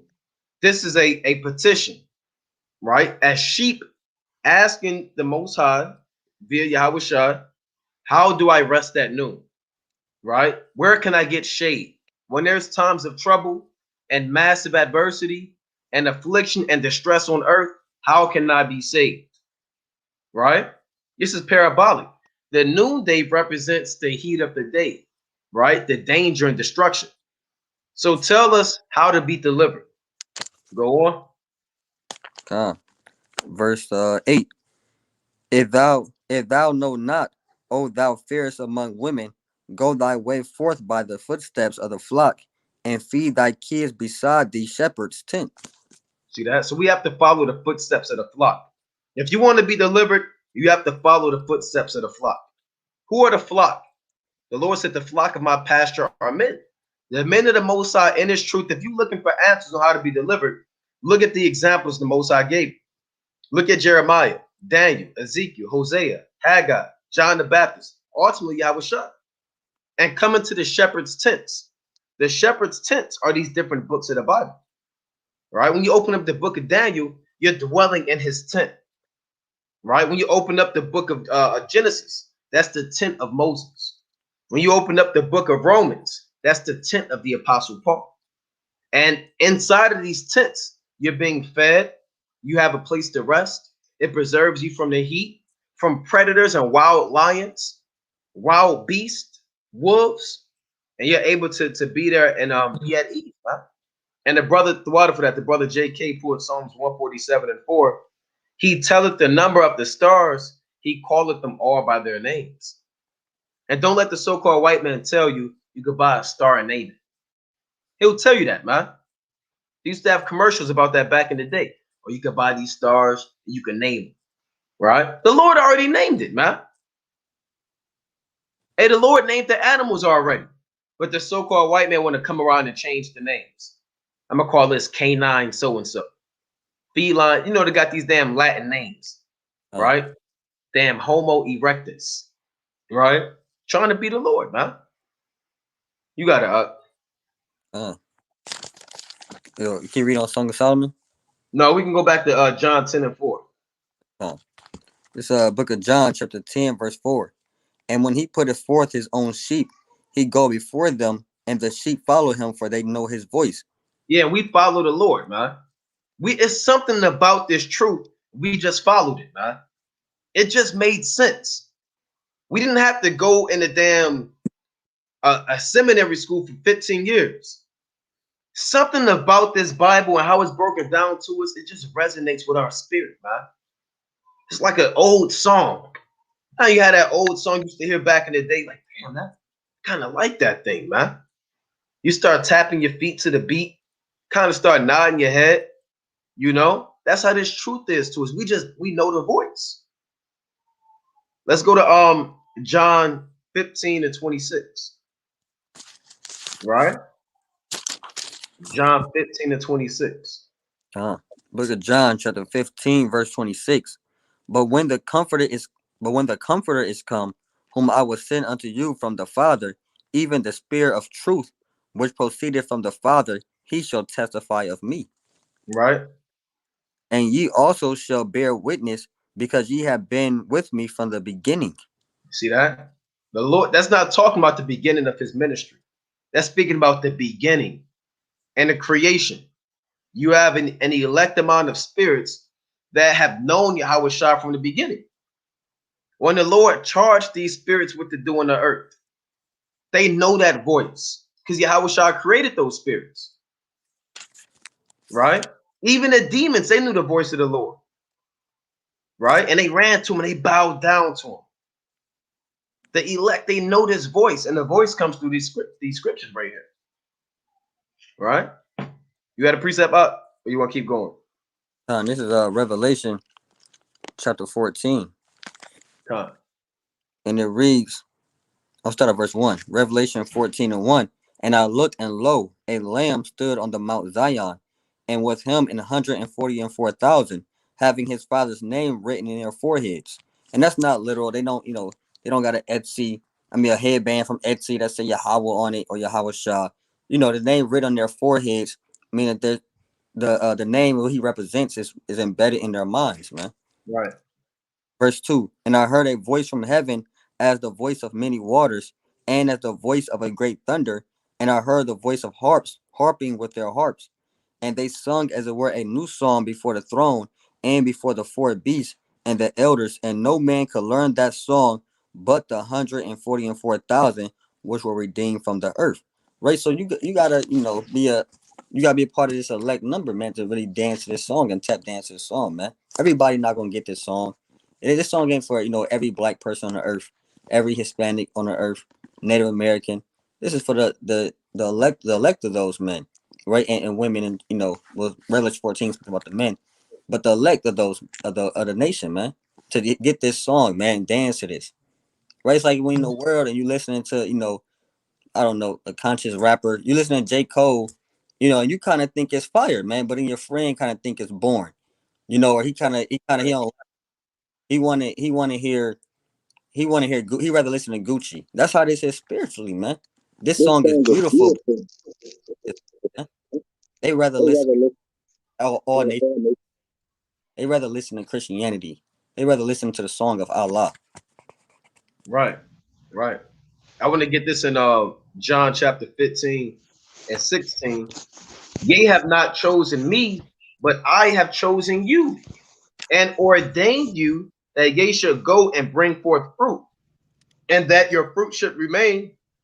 So like that whatsoever ye shall ask of the Father in my name, he may give it. So we didn't choose Yahweh Shah. Well, I guess it's time to believe in his truth, right? And we put down a damn blunt, right? We came out the club and said, I guess it's time, right? No, man. The Lord chose us. Hey, I want that man right there. I want that woman right there. I want that person right there, right? And then you was then watching the video, or you was out there in the highways and byways, and you heard that voice. You said, that sounds familiar. This is the way. And that's in the Bible. Say, this is the way. Walk ye in it, man.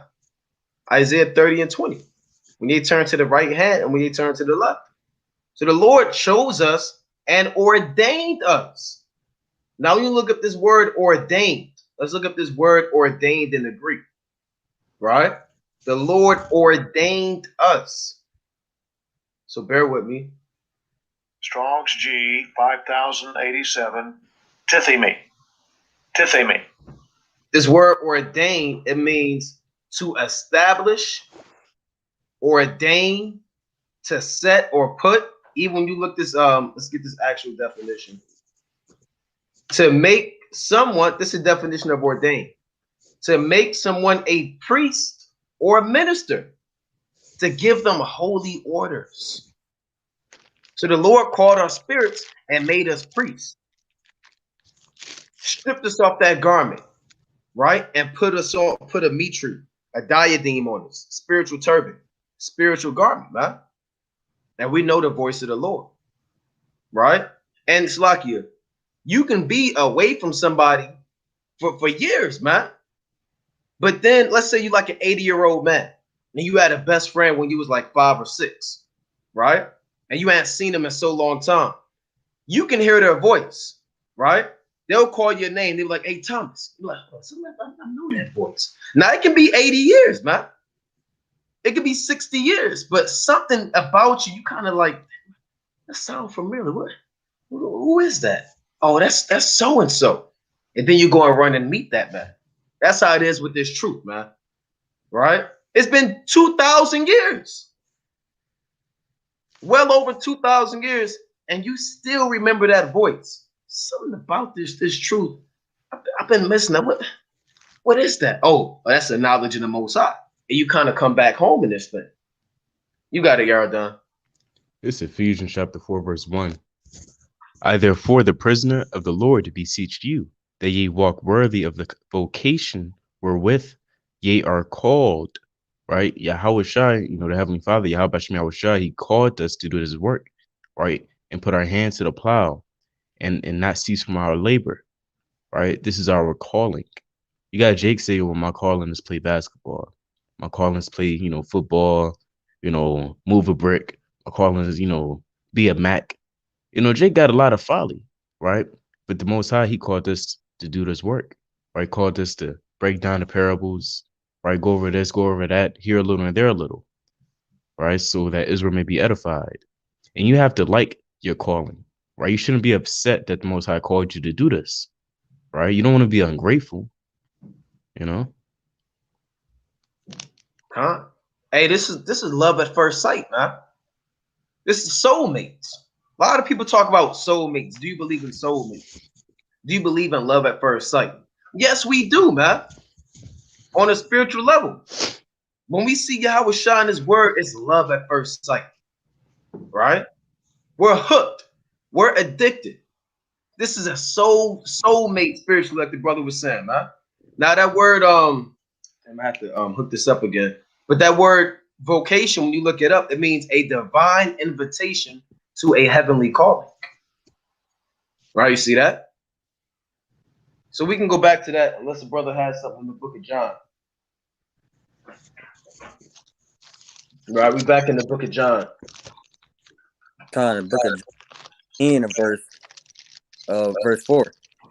And it reads, and when he put forth his own sheep, he go before them, and the sheep follow him, for they know his voice. And a stranger will they not follow, but will flee from him, for they know not the voice of strangers. And we flee, man. And we get the hell on, man.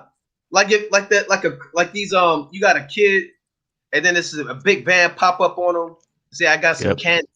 Come here, I got candy. I got sweets. I got a turkey leg from you.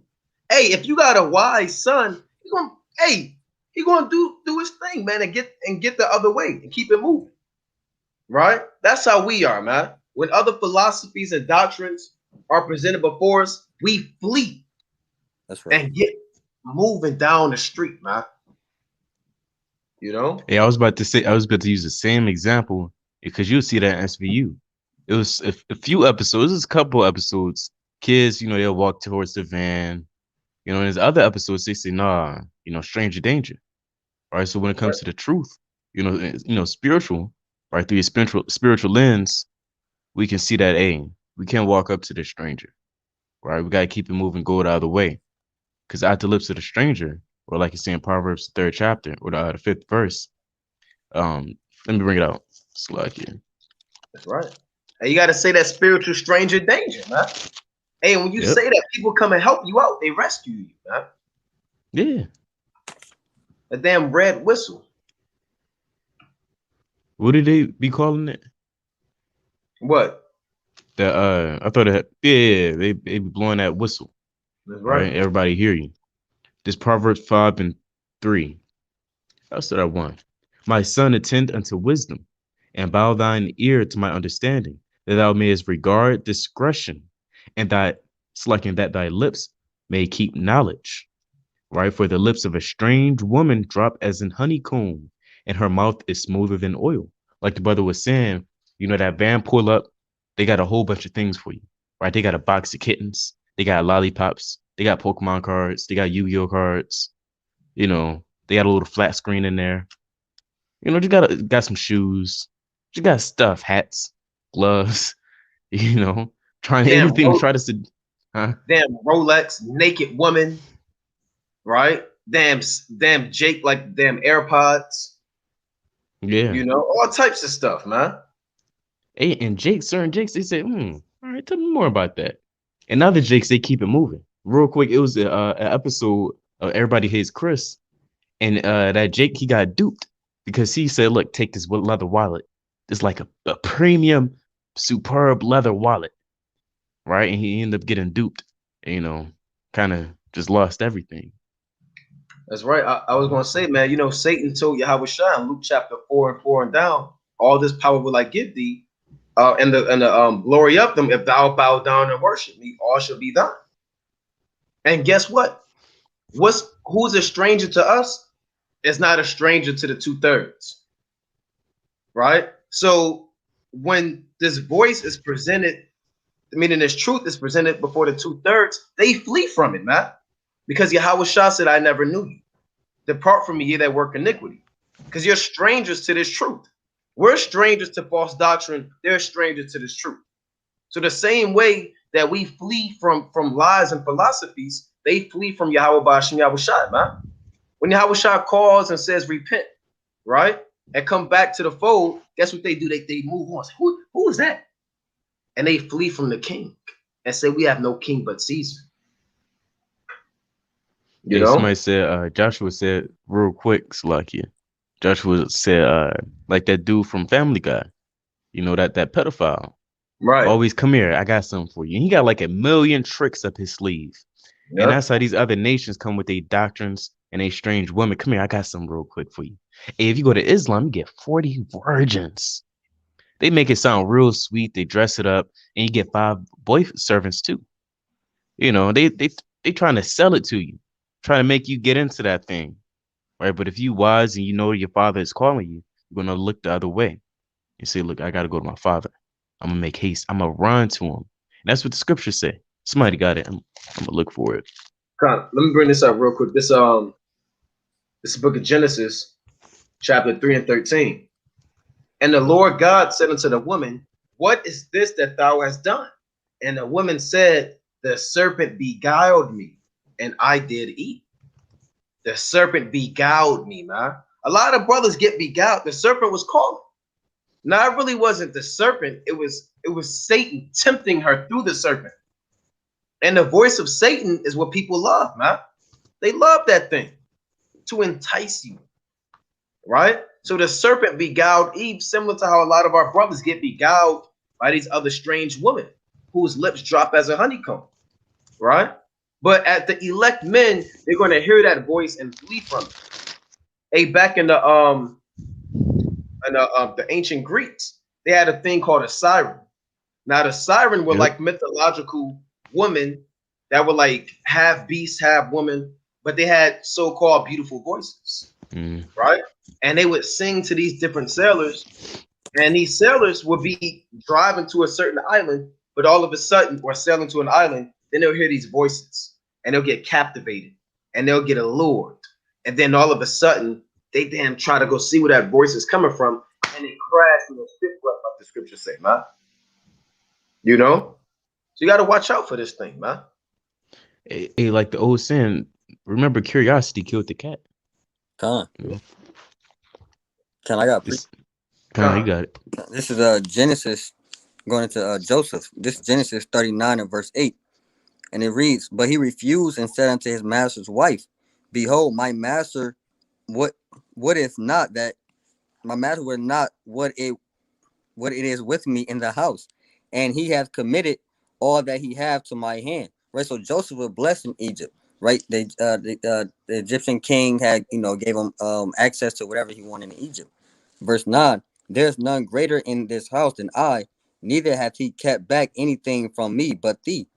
Talking about his wife, because thou art his wife, how then can I do this great wickedness and sin against God? And it came to pass, as she spake to Joseph day by day, that he hearkeneth not unto her to lie by her or to be with her. Right. So this woman is trying to get Joseph to commit adultery. Now, spiritual level, this is that, that strange woman, man. This is that strange woman day by day You know, day by day, those that strange woman, those false philosophies and doctrines are trying to beguile you, man, like that serpent. And it says, verse 11, and it came to pass about this time that Joseph went into the house to do his business, and there was none of the man to the other house there within. Right, so the house was empty. Verse 12, and she caught him by his garment, saying, lie with me. And he left his garment in her hand and fled and got him out. So he fled from that woman, man. She kind of dived into his arms, take me.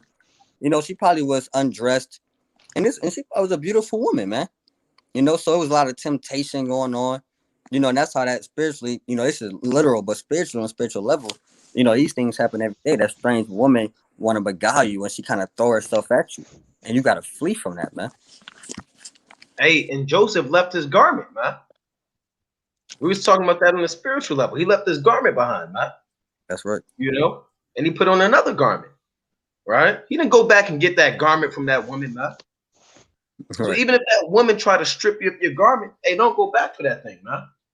It's Proverbs chapter 7 and 4. Proverbs 7 and 4.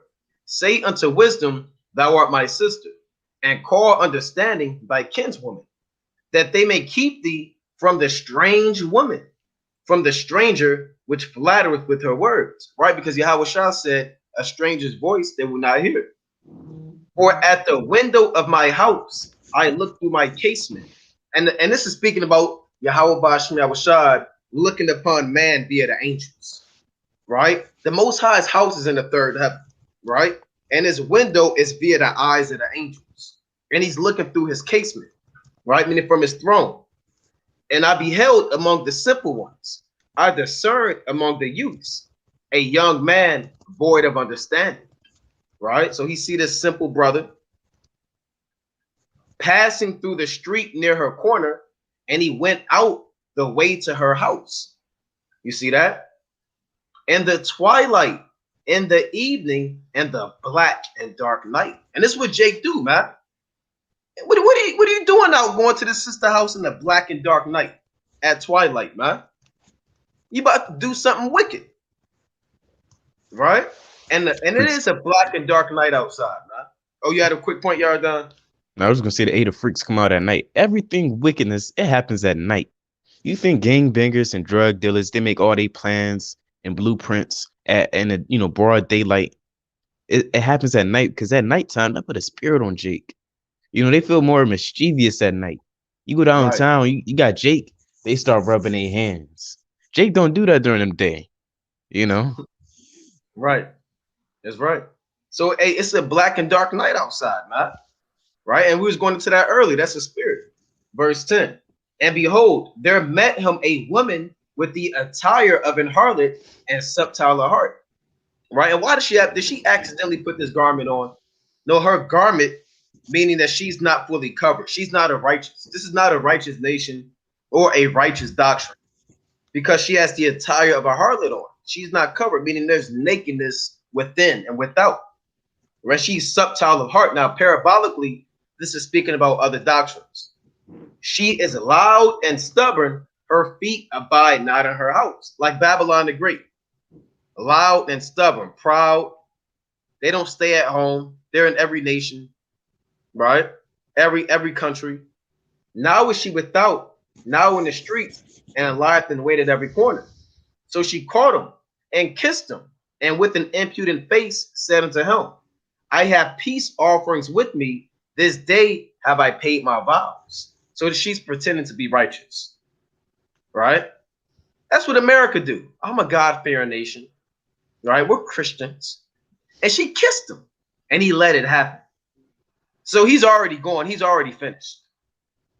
Right? Therefore I came forth to meet thee diligently to seek thy face. I have found thee. And these spirits still seek you diligently, man. Like the woman in Genesis we just read about. Satan kept hopping on that damn woman diligently, man. I have decked my bed with coverings of tapestry, with carved works with fine linen. Right? I have perfumed my bed with myrrh and aloes and cinnamon. Come, let us take our fill of love until the morning. let us solace ourselves with love. So she said, I can go all night. That's what she said. I can do this till the morning. Right? So she's enticing Jake to go the hell off, man. And this is symbolic for you other doctrines. Like Christianity, it entices brother like in a woman, man.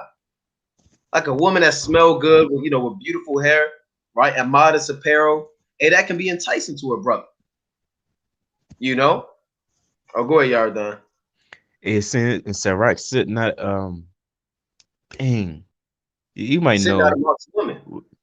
that one, but it's another one with a singer, right? Yeah. Don't be dealing with them singers, right? On a spiritual level, you got a lot of sisters they spit. It's like them doctrines, they singing to you.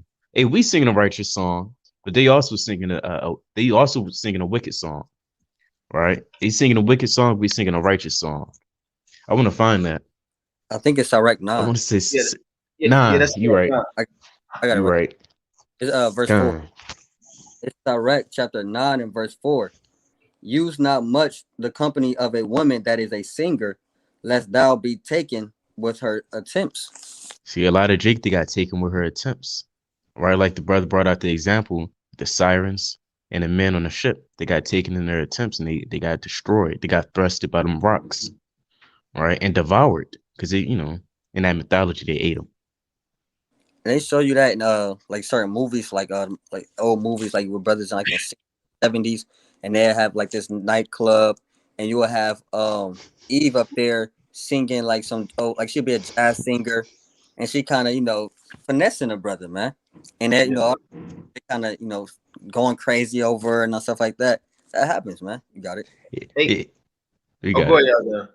I was gonna say that brother, he look at her and she kind of looking at him, and you don't hear nobody else in the room. Right. Everything, in the movie, everything kind of dimmed down, the spotlight only on you and her. Now you all mesmerized and you in a trance. And they show you the movie Life. I think that's Life with Murphy. Oh Yep. yeah. And the thing about it, a lot of Jakes, you think that woman singing directly to you. Right. She's singing to me. She's not singing just to you, brother. She's singing to everybody, anybody that want to hear it, man. Right? So this is parabolic as well, man. And we're going into this because John chapter 10, right? What do we leave off? John 10 and 5, it says, and a stranger will they not follow, but will flee from him, for they know not the voice of strangers. Right? You got it. This is Sirach chapter 21 and verse 1. Sirach 21 and 1, and it reads, my son, hast thou sinned? Do so no more, but ask pardon for thy former sins. Verse 2, flee from sin as from the face of a serpent, for if thou comest too near it, it will bite thee. The teeth thereof are the teeth of a lion, slaying the souls of men. So you gotta flee from that. Like brother brought out in Genesis 3, you gotta flee from that serpent, man. Eve should have fled from that serpent. That's what we gotta do through the spirit every day. We gotta flee from the serpent, man. Serpent working hard to beguile us and to lure us into these false doctrines. You got it, King. This Psalm 63, and that was a mean point. This Psalm 63, and where I want to start. I'll start at 7. It's like your 8. My soul followeth hard after thee, after the Lord. Thy right hand upholdeth me. But those that seek my soul to destroy it shall go into the lower parts of the earth. Right? You got a lot of people trying to seek our soul. Yeah, you got doctrines, but you also have mortal men. Like it's saying in a so-called New Testament, you got a lot of men creeping into houses, leading away silly women. Right? Ain't nothing's new under the sun. Them pastors, you had a pastor that said, I had to suck the demon out of her. Right? Or the Catholic Church, I had to suck the demon out of that boy. And they all sweating. I have to do it. That's wickedness, man. You got people in Islam, marrying 4-year-olds, saying, look, you can do it. Yeah, that's sick, man. Right? You see that? That's why we don't follow the voice of strangers, man. Right? We follow Yahweh by Shem Yahushua. Right? You got another precept up? I'm trying to think. I think it's in Micah where it talks about the false prophets eating up the flesh. Like that's Micah the third chapter. Micah chapter 3. This is Micah chapter 3. I'm gonna start at verse 1. And it reads, and I said, Hear I pray you, O head of Jacob, ye princes of the house of Israel. Is it not for you to know judgment? Who hate the good and love the evil, who pluck off their skin from off them, and their flesh from off their bones, who also eat the flesh of my people, and flay their skin from off them, and they break their bones and chop them in pieces, as for the pot and as flesh within the cauldron. Right, so they kind of eating our people out, just like we prophesy to the wind, like it's in Ezekiel 37. We bringing flesh and skin and sinews and the breath of life into our people, and they kind of doing the opposite, man. They kind of tearing them, eat them alive. Like I brought in Psalm 21, it says like lions, man. They're like lions slaying the souls of men. So they just eating our people alive, man. Spiritually, of course. That's right. You got spiritual cannibalism in this thing, man. Right. Right? So let's go back to John chapter 10 and let's read 5 one more time. Book of John, chapter 10, verse 5. And a stranger will they not follow, but will flee from him, for they know not the voice of strangers. Yeah, we flee from other philosophies and other doctrines. We follow Yahweh Shah. Verse 6. This parable spake Yahweh Shah unto them, but they understood not which things they were which he spake unto them. Yeah, they didn't get it, man. Go on. Then said Yahweh Shah unto them again, Verily, verily, I stand to you, I am the door of the sheep. So he breaking it down, right? He's telling you plain, I am the door of the sheep. Go on. I am the door. By me, if any man enter in, he shall be saved, and shall go in and out and find pasture. See that? Like they had that movie when you was young, Chronicles of Narnia. And they had that door, and you go in, it's like another land.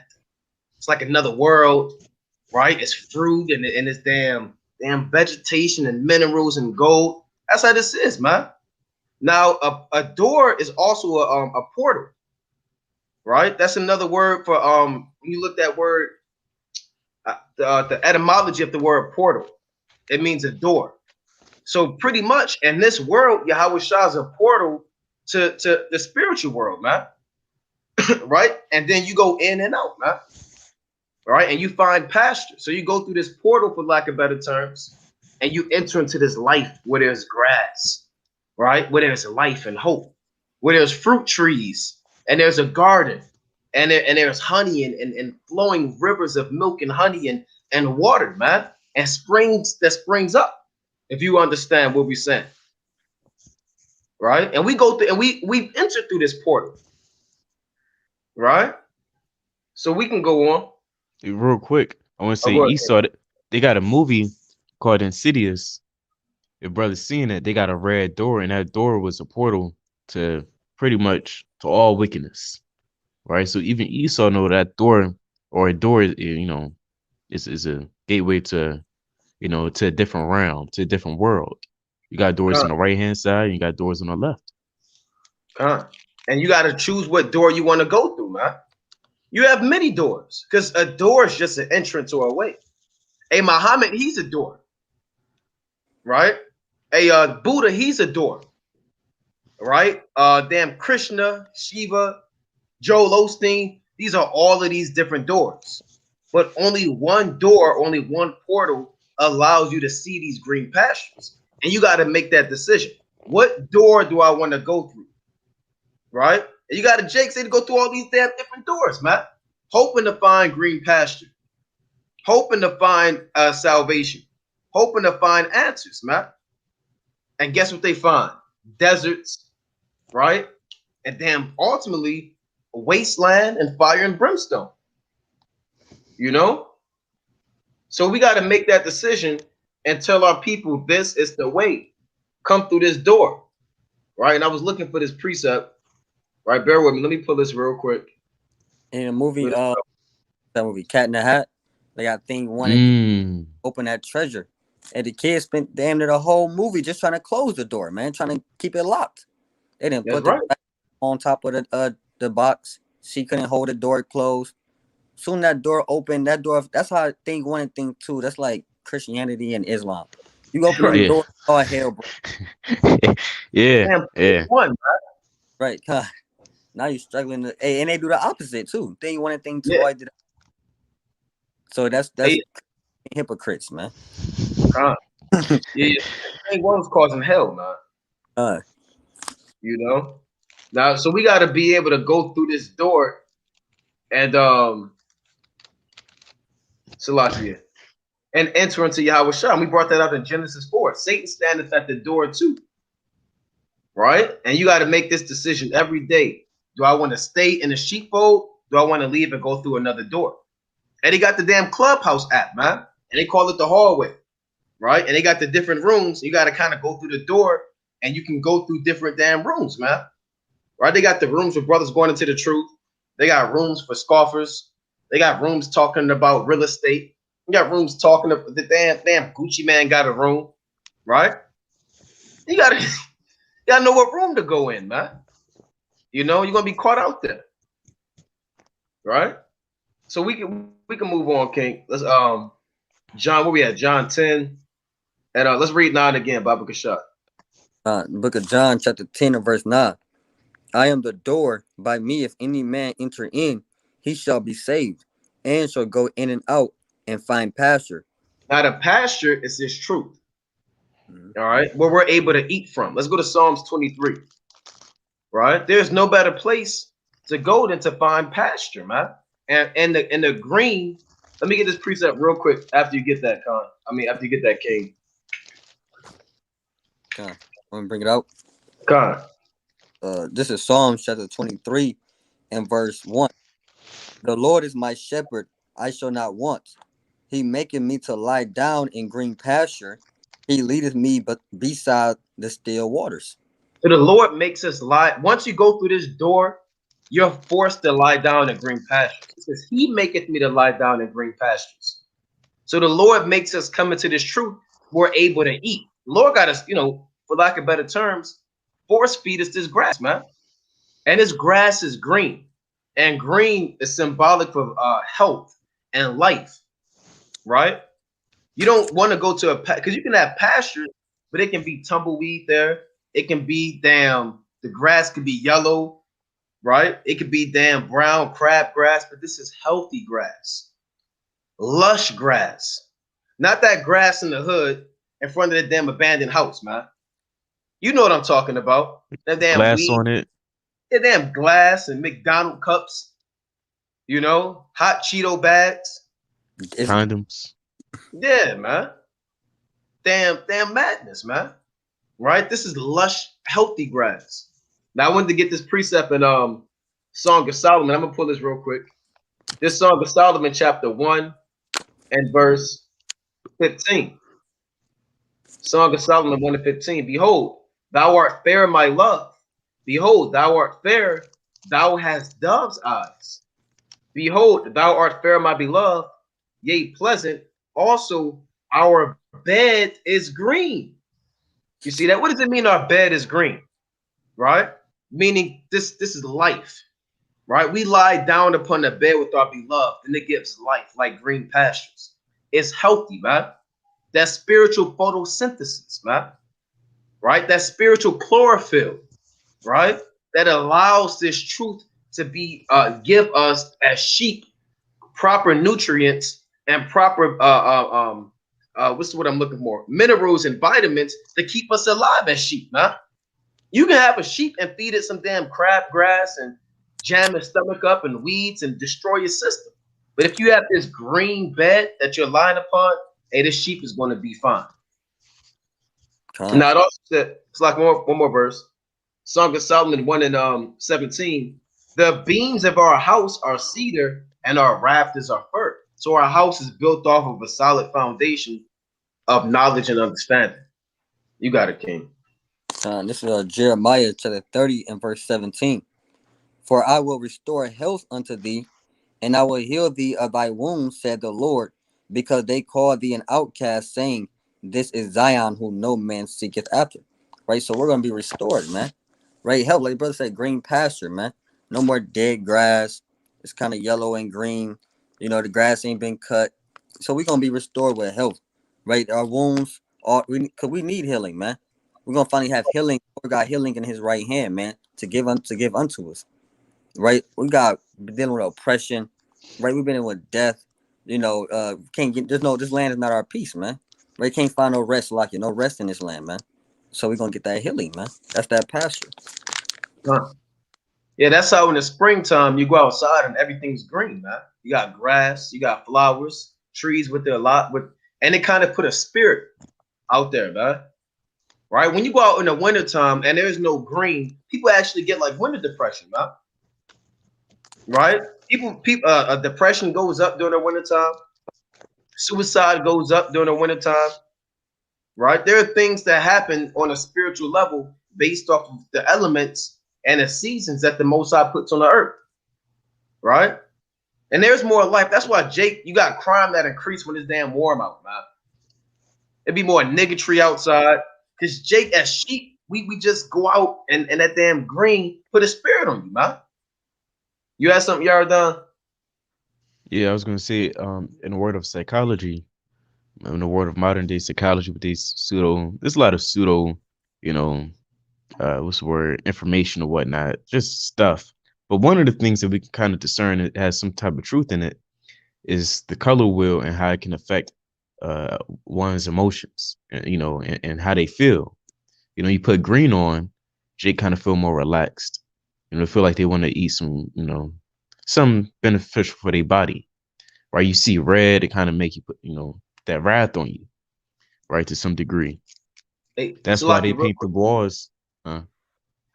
Oh, I was gonna say a quick point. That's why all these fast food places, they always use the same colors as red and yellow.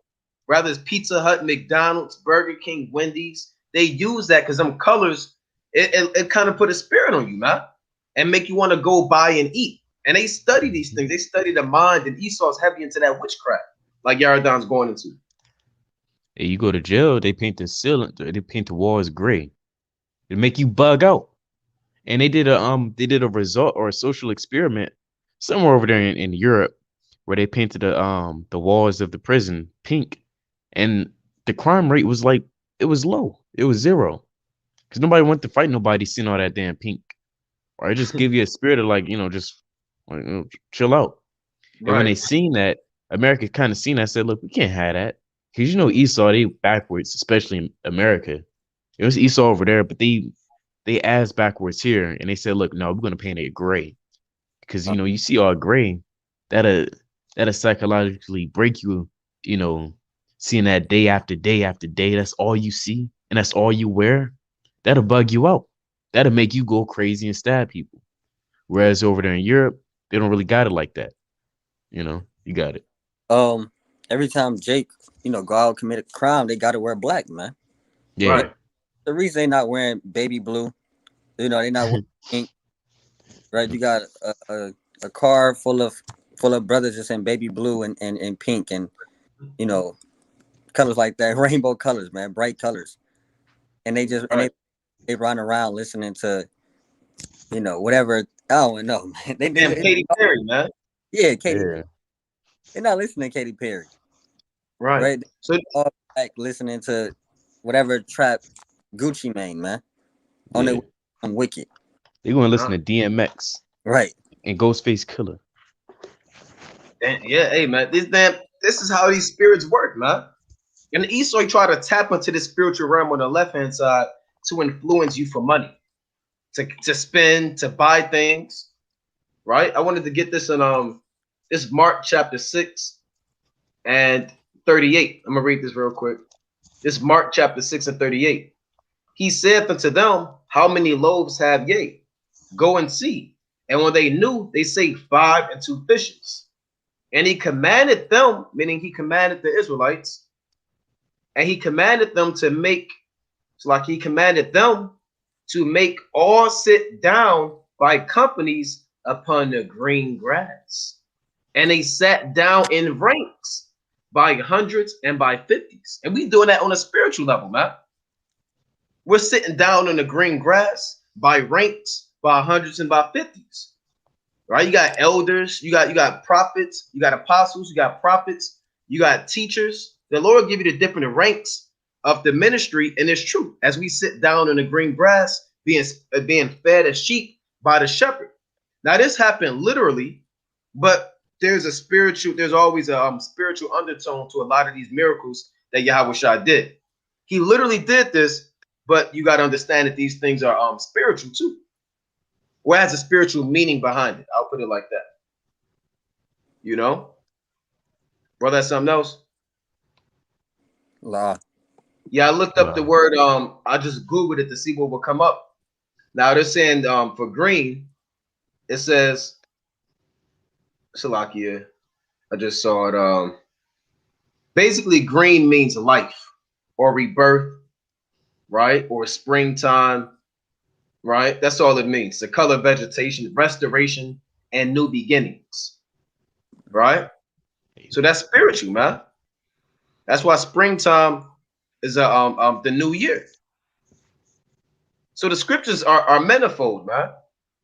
So this is the importance of in John 10:9 when it says, I am the door, by me if any man enter in, he shall be saved and shall go in and out and find pasture. And this pasture is the life, this truth that we're allowed to eat on. Right? You got something else, or we could read on. Okay, then. Come. This is John chapter 10 and verse 10. And it reads, the thief cometh not, but for to steal and to kill and to destroy. I am come that they might have life and that they might have it more abundantly. Yeah, and we always apply this to the so-called white man, but it's the thief is anybody that's not Yahweh Shai, these other philosophies and doctrines, right? You think these people aren't thieves, but the Lord calling them thief, and they're coming to steal, to kill, and destroy, steal you away from the Most High. If there's a brother that's teaching false doctrine, he's breaking the commandment. Thou shalt not steal. Stealing don't have to be I'm a pickpocket or I broke in Jeremiah crib and stole a flat screen. Stealing is teaching other doctrines because you're taking sheep away from the shepherd, right? And you can't restore that in the law. The law said if you call stealing, you got to restore it damn sevenfold or fourfold or fivefold, man. Right? So it says the thief cometh not but to steal and to kill. And the brother brought out the precept how they kill us. They break our bones. And that's murder, man. If you teaching false doctrine and other religions, you're murdering your own people. So you can be a murderer on a physical level with a carnal weapon, a murderer by simply hating your brother, or you can murder your brother by teaching lies and killing his spirit and putting him back in the grave and to destroy. But it says, I am come that they might have life and that they might have it more abundantly. See that? Well, that's something. All right, let's read on. John chapter 10 and verse 11. I am the good shepherd. The good shepherd giveth his life for the sheep. But he that is an hireling and not the shepherd, whose own the sheep are not, seeth the wolves coming, and leaveth the sheep, and fleeth, and the wolf catcheth them, and scattereth the sheep. Yeah, hireling is like a babysitter. The babysitter do not have the same love for your son as the father do. So if a thief break in the house, they're not willing to die for your son as a babysitter. They're not willing to fight to the death. They're gonna move, they're gonna leave, man. They're gonna sneak through the back door, right? They're gonna hop out the window. They may call the police and leave, but they're not gonna die for your son and fight to the death. Because they do not love your son the way that you love your son, or the way the shepherd loves his sheep, right? Didn't David slay a damn lion and a bear for the sheep? Now, if you hire a hireling, meaning a temporary employee to watch the sheep, they're not going to damn kill a lion for the sheep, because shepherds, they grow that, they make that bond. There's a bond with the sheep that they have, man. Right? They know the sheep. Some shepherds, they name the sheep. They count them. Mm-hmm. The shit that they have to, sheeps give birth, man. And they have to bring forth the baby sheep and hold it in their bosom. They got to shear the sheep. They wash the sheep. This is like their son, like the parable in that Nathan gave David when David committed adultery. Remember, he spoke about the ewe lamb, the one ewe lamb that the man had. I'm gonna pull that precept. I know a brother may have something, right? Let me pull this precept in 2 Samuel, I believe, on chapter 12. Kind of this 2 Samuel chapter 12 and 1. And the Lord sent Nathan unto David, and he came unto him and said unto him, there were two men in one city, the one rich and the other poor. Now this David, as well as this guy Uriah the Hittite, he's the poor man. David's the rich man. The rich man had exceeding many flocks and herds. Yeah, David had many wives. Tell you that in 2 Samuel chapter 5, that David got more wives and concubines out of Jerusalem. So the rich man had exceeding many flocks and herds, but the poor man had nothing save one little ewe lamb, and that's parabolic for Bathsheba, which he had brought and nourished it up. And Jake is like that with they damn dogs, man. You take care of your dog, and then you gotta put your dog down. He gets sick.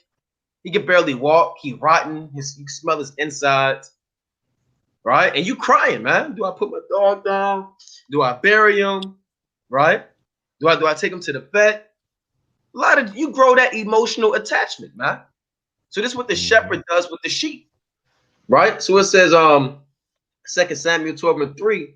But the poor man had nothing save one little ewe lamb, which he had brought and nourished up. Salaki. And it grew up together with him and with his children. It did eat of his own meat and drank of his own cup and lay in his bosom as unto him. And was unto him as a daughter. Like your own daughter, man. You see that? Your own daughter, your own son, right? That's how shepherds feel with the sheep. This is their family, man.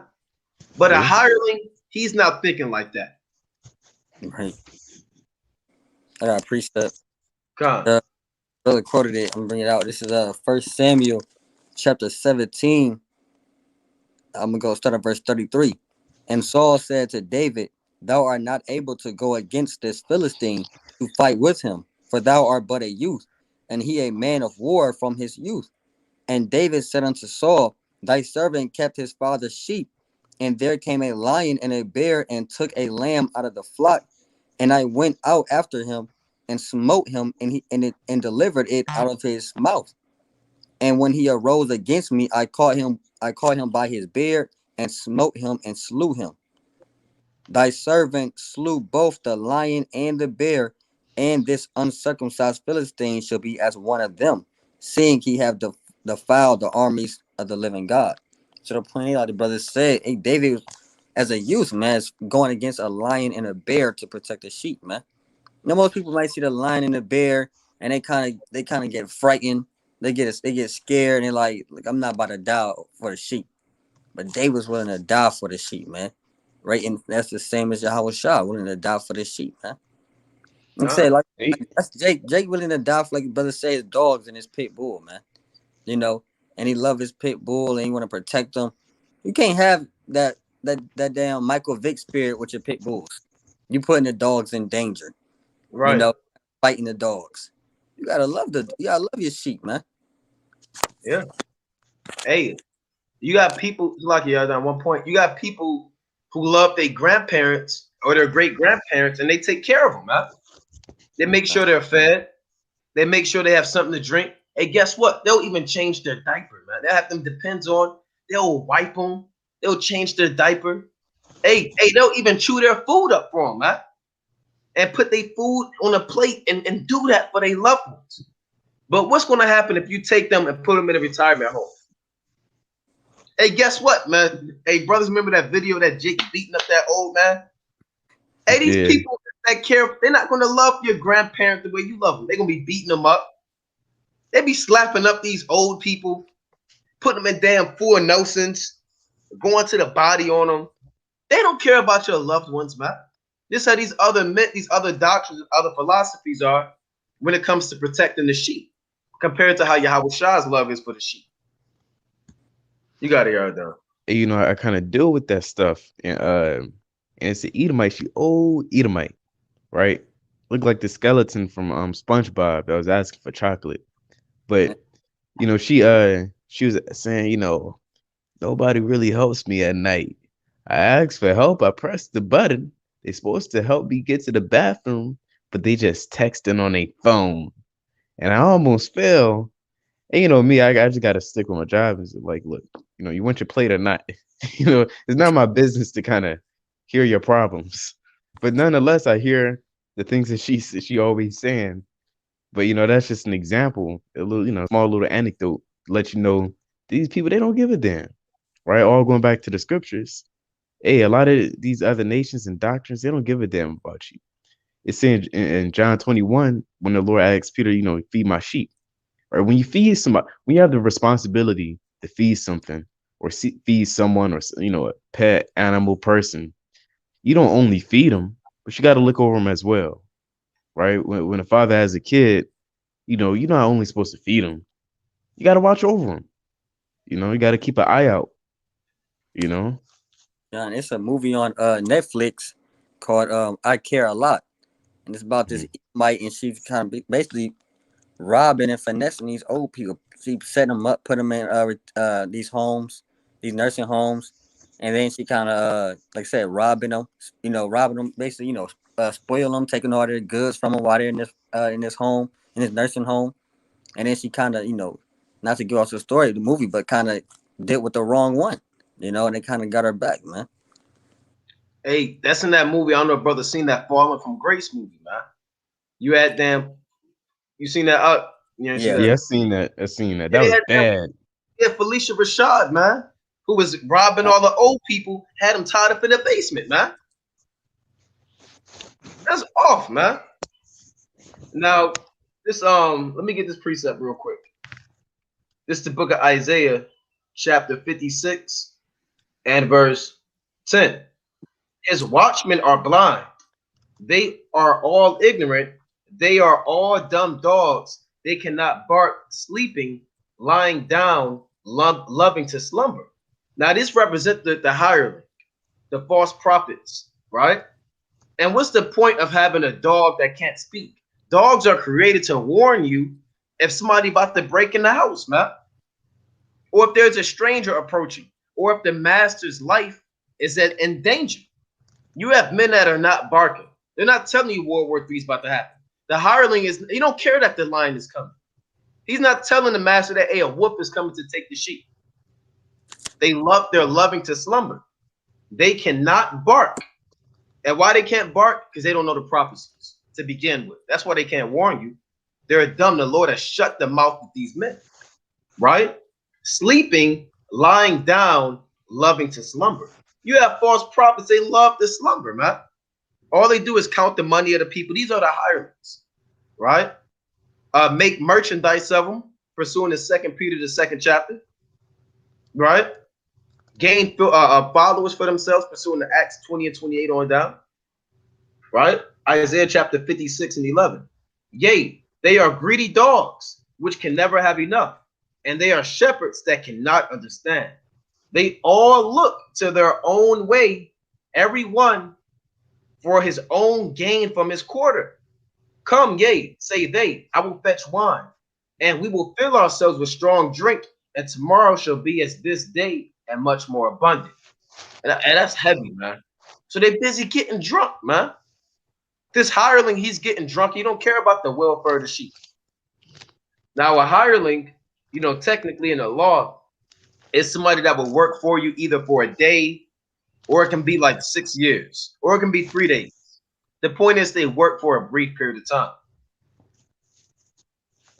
This let me get this real quick. This Isaiah chapter 16 and 14. Isaiah 16 and 14. But now the Lord hath spoken, saying, within 3 years, as the years of an hireling, and the glory of Moab shall be contemned with all that great multitude, and the remnant shall be small and feeble. So 3 years is the year of a hireling, right? right? Technically. Now it can be a day, but the long time is 3 years. All right. Yeah, we all kind of working a day, right? Brothers in the truth, we working a day for that penny. You know? That's right. That's right. That's right. So we can go back to John the 10th chapter. All right. We back in John chapter 10. And let's see where we at. 12 again. John chapter 10 and verse 12. But he that is an hireling and not the shepherd, whose own the sheep are not, seeth the wolf coming, and leaveth the sheep, and fleeth, and the wolf catcheth them, and scattereth the sheep. You see The, that? Go on. verse 13, the hireling fleeth, because he is an hireling, and careth not for the sheep. I am the good shepherd, and know my sheep, and it's like it. Verse 14, I am the good shepherd, and know my sheep, and am known of mine. Right. As Go on. As the Father knoweth me, even so know I the Father, and I lay down my life for the sheep. You see that? The Lord laid down the life for the sheep, man. Because these other nations, what are they known as? Let's go to the book of Nahum 2 and 11.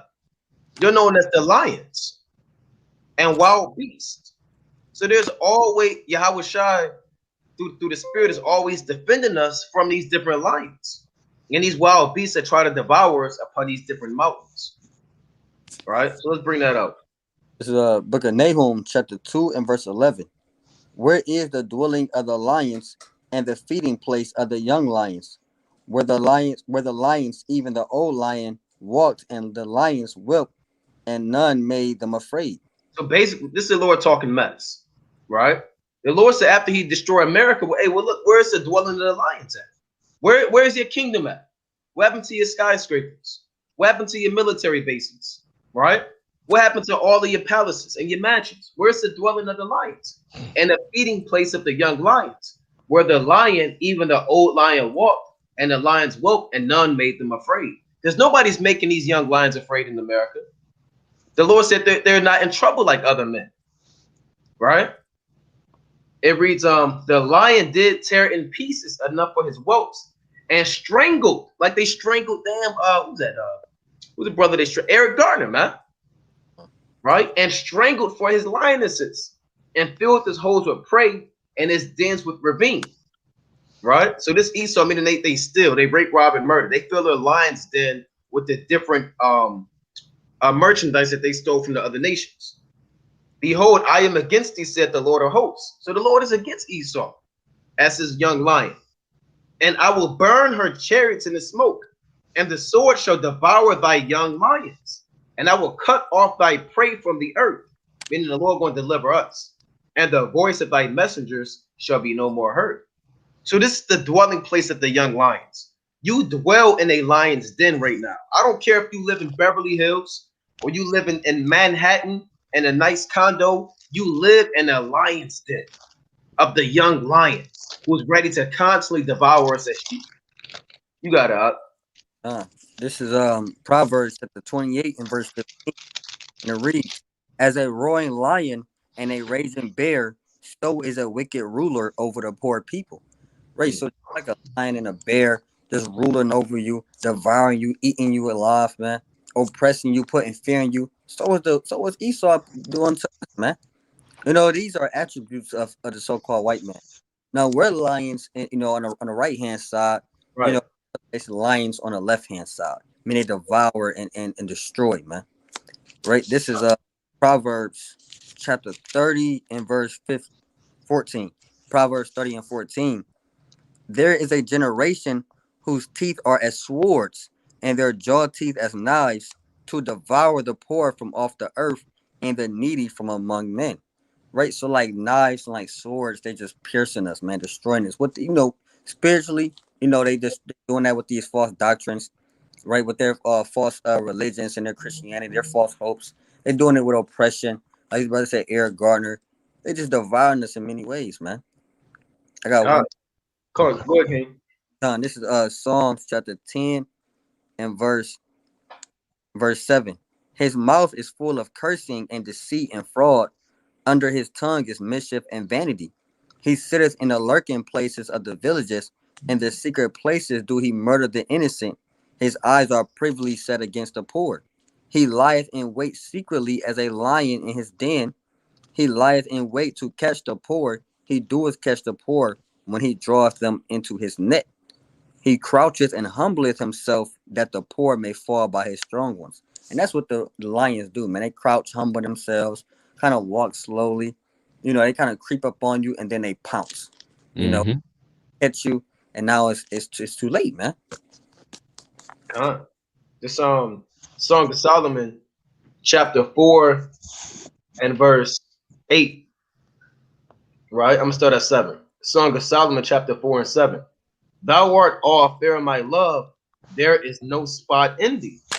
Right? Like Israel as a bride, right? They're without spot, without blemish. Right? Pursuant to Ephesians 5. Even wisdom has no spot or blemish. Come with me from Lebanon, my spouse, with me from Lebanon. Look from the top of Amana, from the top of Shinar, and from Hermon. These are different mountains. From the lion's den, from the mountains of the leopards. And this is where Israel is, man. When it says, look from the top of Amana, from the top of Shinar and Hermon, these represent different captivities, right? Rather you're in Europe, you're in the land of Africa, you're in America, and the Lord is calling this place the mountains of leopards, because this place is full of predators, man. And that's what the Lord said in Deuteronomy 28:66, that our life will hang in doubt before us. If you're a sheep in a lion's den, at any given day you can be devoured. At any given second, man, you can get devoured in your sleep like Fred Hampton. You can get devoured in the daytime like Eric Garner, man. So as sheep in these mountains, we have no, this isn't our rest, man. You know? So this is why the Lord says the lion and the wolf cometh and devoureth the sheep. You know? Yeah, I got a precept. Uh, It's Jeremiah. Oh boy. You just slipped my mind. I'm sick. All right, here we go. All right, here go my other one. This is Romans 8 and 36. As it is written, for thy sake we are killed all the day long. We are counted as sheep for the slaughter. Right? Just to let me back because it reminded me of what I was bringing out. Right? right. Being destroyed. And the other one, where it say, it's like here, my sheep on mountain from mountain. Yeah, Jeremiah. Jeremiah. Yeah. Dang, slip my mind. Here we go. Jeremiah 50 and 6. My people have been lost sheep. Their shepherds have caused them to go astray. Right? Those dumb dogs. Right? They caused us to go astray. They have turned them away on the mountains. Right? They have gone from mountain to hill. They have forgotten their resting place. A lot of Jakes, you forgot where the resting place is. Now you think the church is the true resting place. They think the church is the green pastures. They think Islam is the green pastures. The yoga instructors, and, you know, where they teach is the green pastures. But you know that's not where it is. The scriptures is, right? Hey, we've been on these mountains being devoured by the leopards, by the tigers, by the lions, all manners of beasts. That's right. That's right. I got this precept, this Song of Solomon, chapter 2 and 14. Song of Solomon 2 and 14. Now the Lord compares us to sheep because sheep are meek animals, right? And they're white too, meaning they're pure and upright. The Lord called us the innocent, man, and the perfect and the righteous, right? And the poor of the earth. And that's how we are as a people, man. We're a lowly people. We don't go and conquer nations. Did David just go and try to conquer the known world, the whole earth? No, he didn't do that, man. Did Solomon, with all of his power, just try to do? No, he's a sheep, man. Right? So we're sheep as a nation of people, but hey, we will turn to lions if we have to, man. Like Yahushua was crucified as a sheep, but he's returning as a lion. Sheeps are meek, quiet, white, pure animals. But so are doves. Doves are innocent, white, pure. Sheeps and doves, you don't see them on an Animal Planet and damn packs of 50 hunting down gazelles. I never seen a sheep bite not one person, not attack anybody. They might have headbutted. I think, don't know, those are goats, man. But sheep don't do those things. Nope. Right? Neither do doves. Right? Doves don't go and damn attack people, man. Like geese and ducks and stuff. Right? So this Song of Solomon 2 and 14. Oh my dove, that art in the clefts of the rock, in the secret places of the stairs. Let me see thy countenance, let me hear thy voice. For sweet is thy voice, and thy countenance is coming. So we dwell as doves in the secret places of the rocks, or the clefts of the rock. Meaning what? The ghettos and the slums. We're in the hidden parts of these different mountains. We don't rule on the top of the mountain, right? We're in a cut. We in the projects, right? We in the damn hoods. But the Lord wants us to come out of these different ways, man, that he may see us as we get beamed up in the chariots, right? But this shows you that we're in these mountains, man. Right? So, if a brother had, oh, go ahead, King. This is Daniel chapter 6, and this is literal, but it's Daniel 6 and 20, and it reads, and when he came to the den, he cried with a lamentable voice unto Daniel, and the king spake and said to Daniel, O Daniel, servant of the living God, is thy God whom thou servest continually able to deliver thee from the lions? And then said Daniel unto the king, O king, live forever. My God hath sent his angel and have shut the lions' mouths, that they have not hurt me. For as much as before him innocency was found in me, and also before thee, O king, have I done no hurt. Like the brother Naquam said, we the innocent, man. So the Lord sent the angel down to shut the lions' mouths, man. The Lord gonna do that again, man. That's why in Psalms it says, break their teeth, oh Lord. Psalms 58, man. Yep. Break their teeth. Kind of, you got it. I was gonna say also a quick point that we're gonna tread upon the lion and the adder in Psalms 91. Right, and their teeth are their military might. You know, their whatever, plans Esau got to destroy us. The Lord, that's why scripture in Psalm 17:13, arise and appoint them, O Lord. They're gonna disappoint them right in their tracks, man. So we're gonna be protected from these lions if we're under the protection of Yahweh Bashim Yahushua. Angels encamped around about us, keeping us in these last days, man. That's right. And the same way David, man. A lot of a lifestyle of David is parallel to Yahweh Shah when you look into it, right? In these accounts. And the same way that David did that and slew physical lions and physical bears, and he was willing to lay his life down for the sheep. Likewise, Yahweh Shah, he's going to destroy these lions and these bears, because in Jacob's trouble, hey, they come in full force, man. Yeah. All the young lions, all the bears, all the leopards, all these wild beasts are going to be looking to devour the sheep. But Yahweh Shah, he's going to come and smite and destroy these leopards and these lions and bears like his forefather David did in the days of old. That's right. So let's go back to John chapter 10. Let's read 15 again. John, this is the book of John chapter 10 and verse 15. As the Father knoweth me, even so know I the Father, and I lay down my life for the sheep. And other sheep I have, which are not of this fold, them also I must bring, and they shall hear my voice, and there shall be one fold and one shepherd. Yeah, those other sheep represent what? Israelite foreigners, right? Israelite foreigners, because again, who's the Lord talking to? Let's go to John 11 and 52. The Lord is talking to who? The Jews. But he had other sheep too. You had Northern Kingdom and other Israelite foreigners who had to be grafted back in and be made one tree again. Right? The two sticks in Ezekiel 37 made one stick. Right? Ephesians 2 and 11 on down. The Lord broke down the middle wall of partition and made them one. Let's get that in John 11 and 52. Kind of book of John, chapter 11 and verse 52. And not for that nation only, but that also he should gather together in one the children of God that were scattered abroad. Same thing. And not for that nation only, not just for the sheep in Judea, right, from Galilee down to Jerusalem, but there were other sheep that were scattered abroad.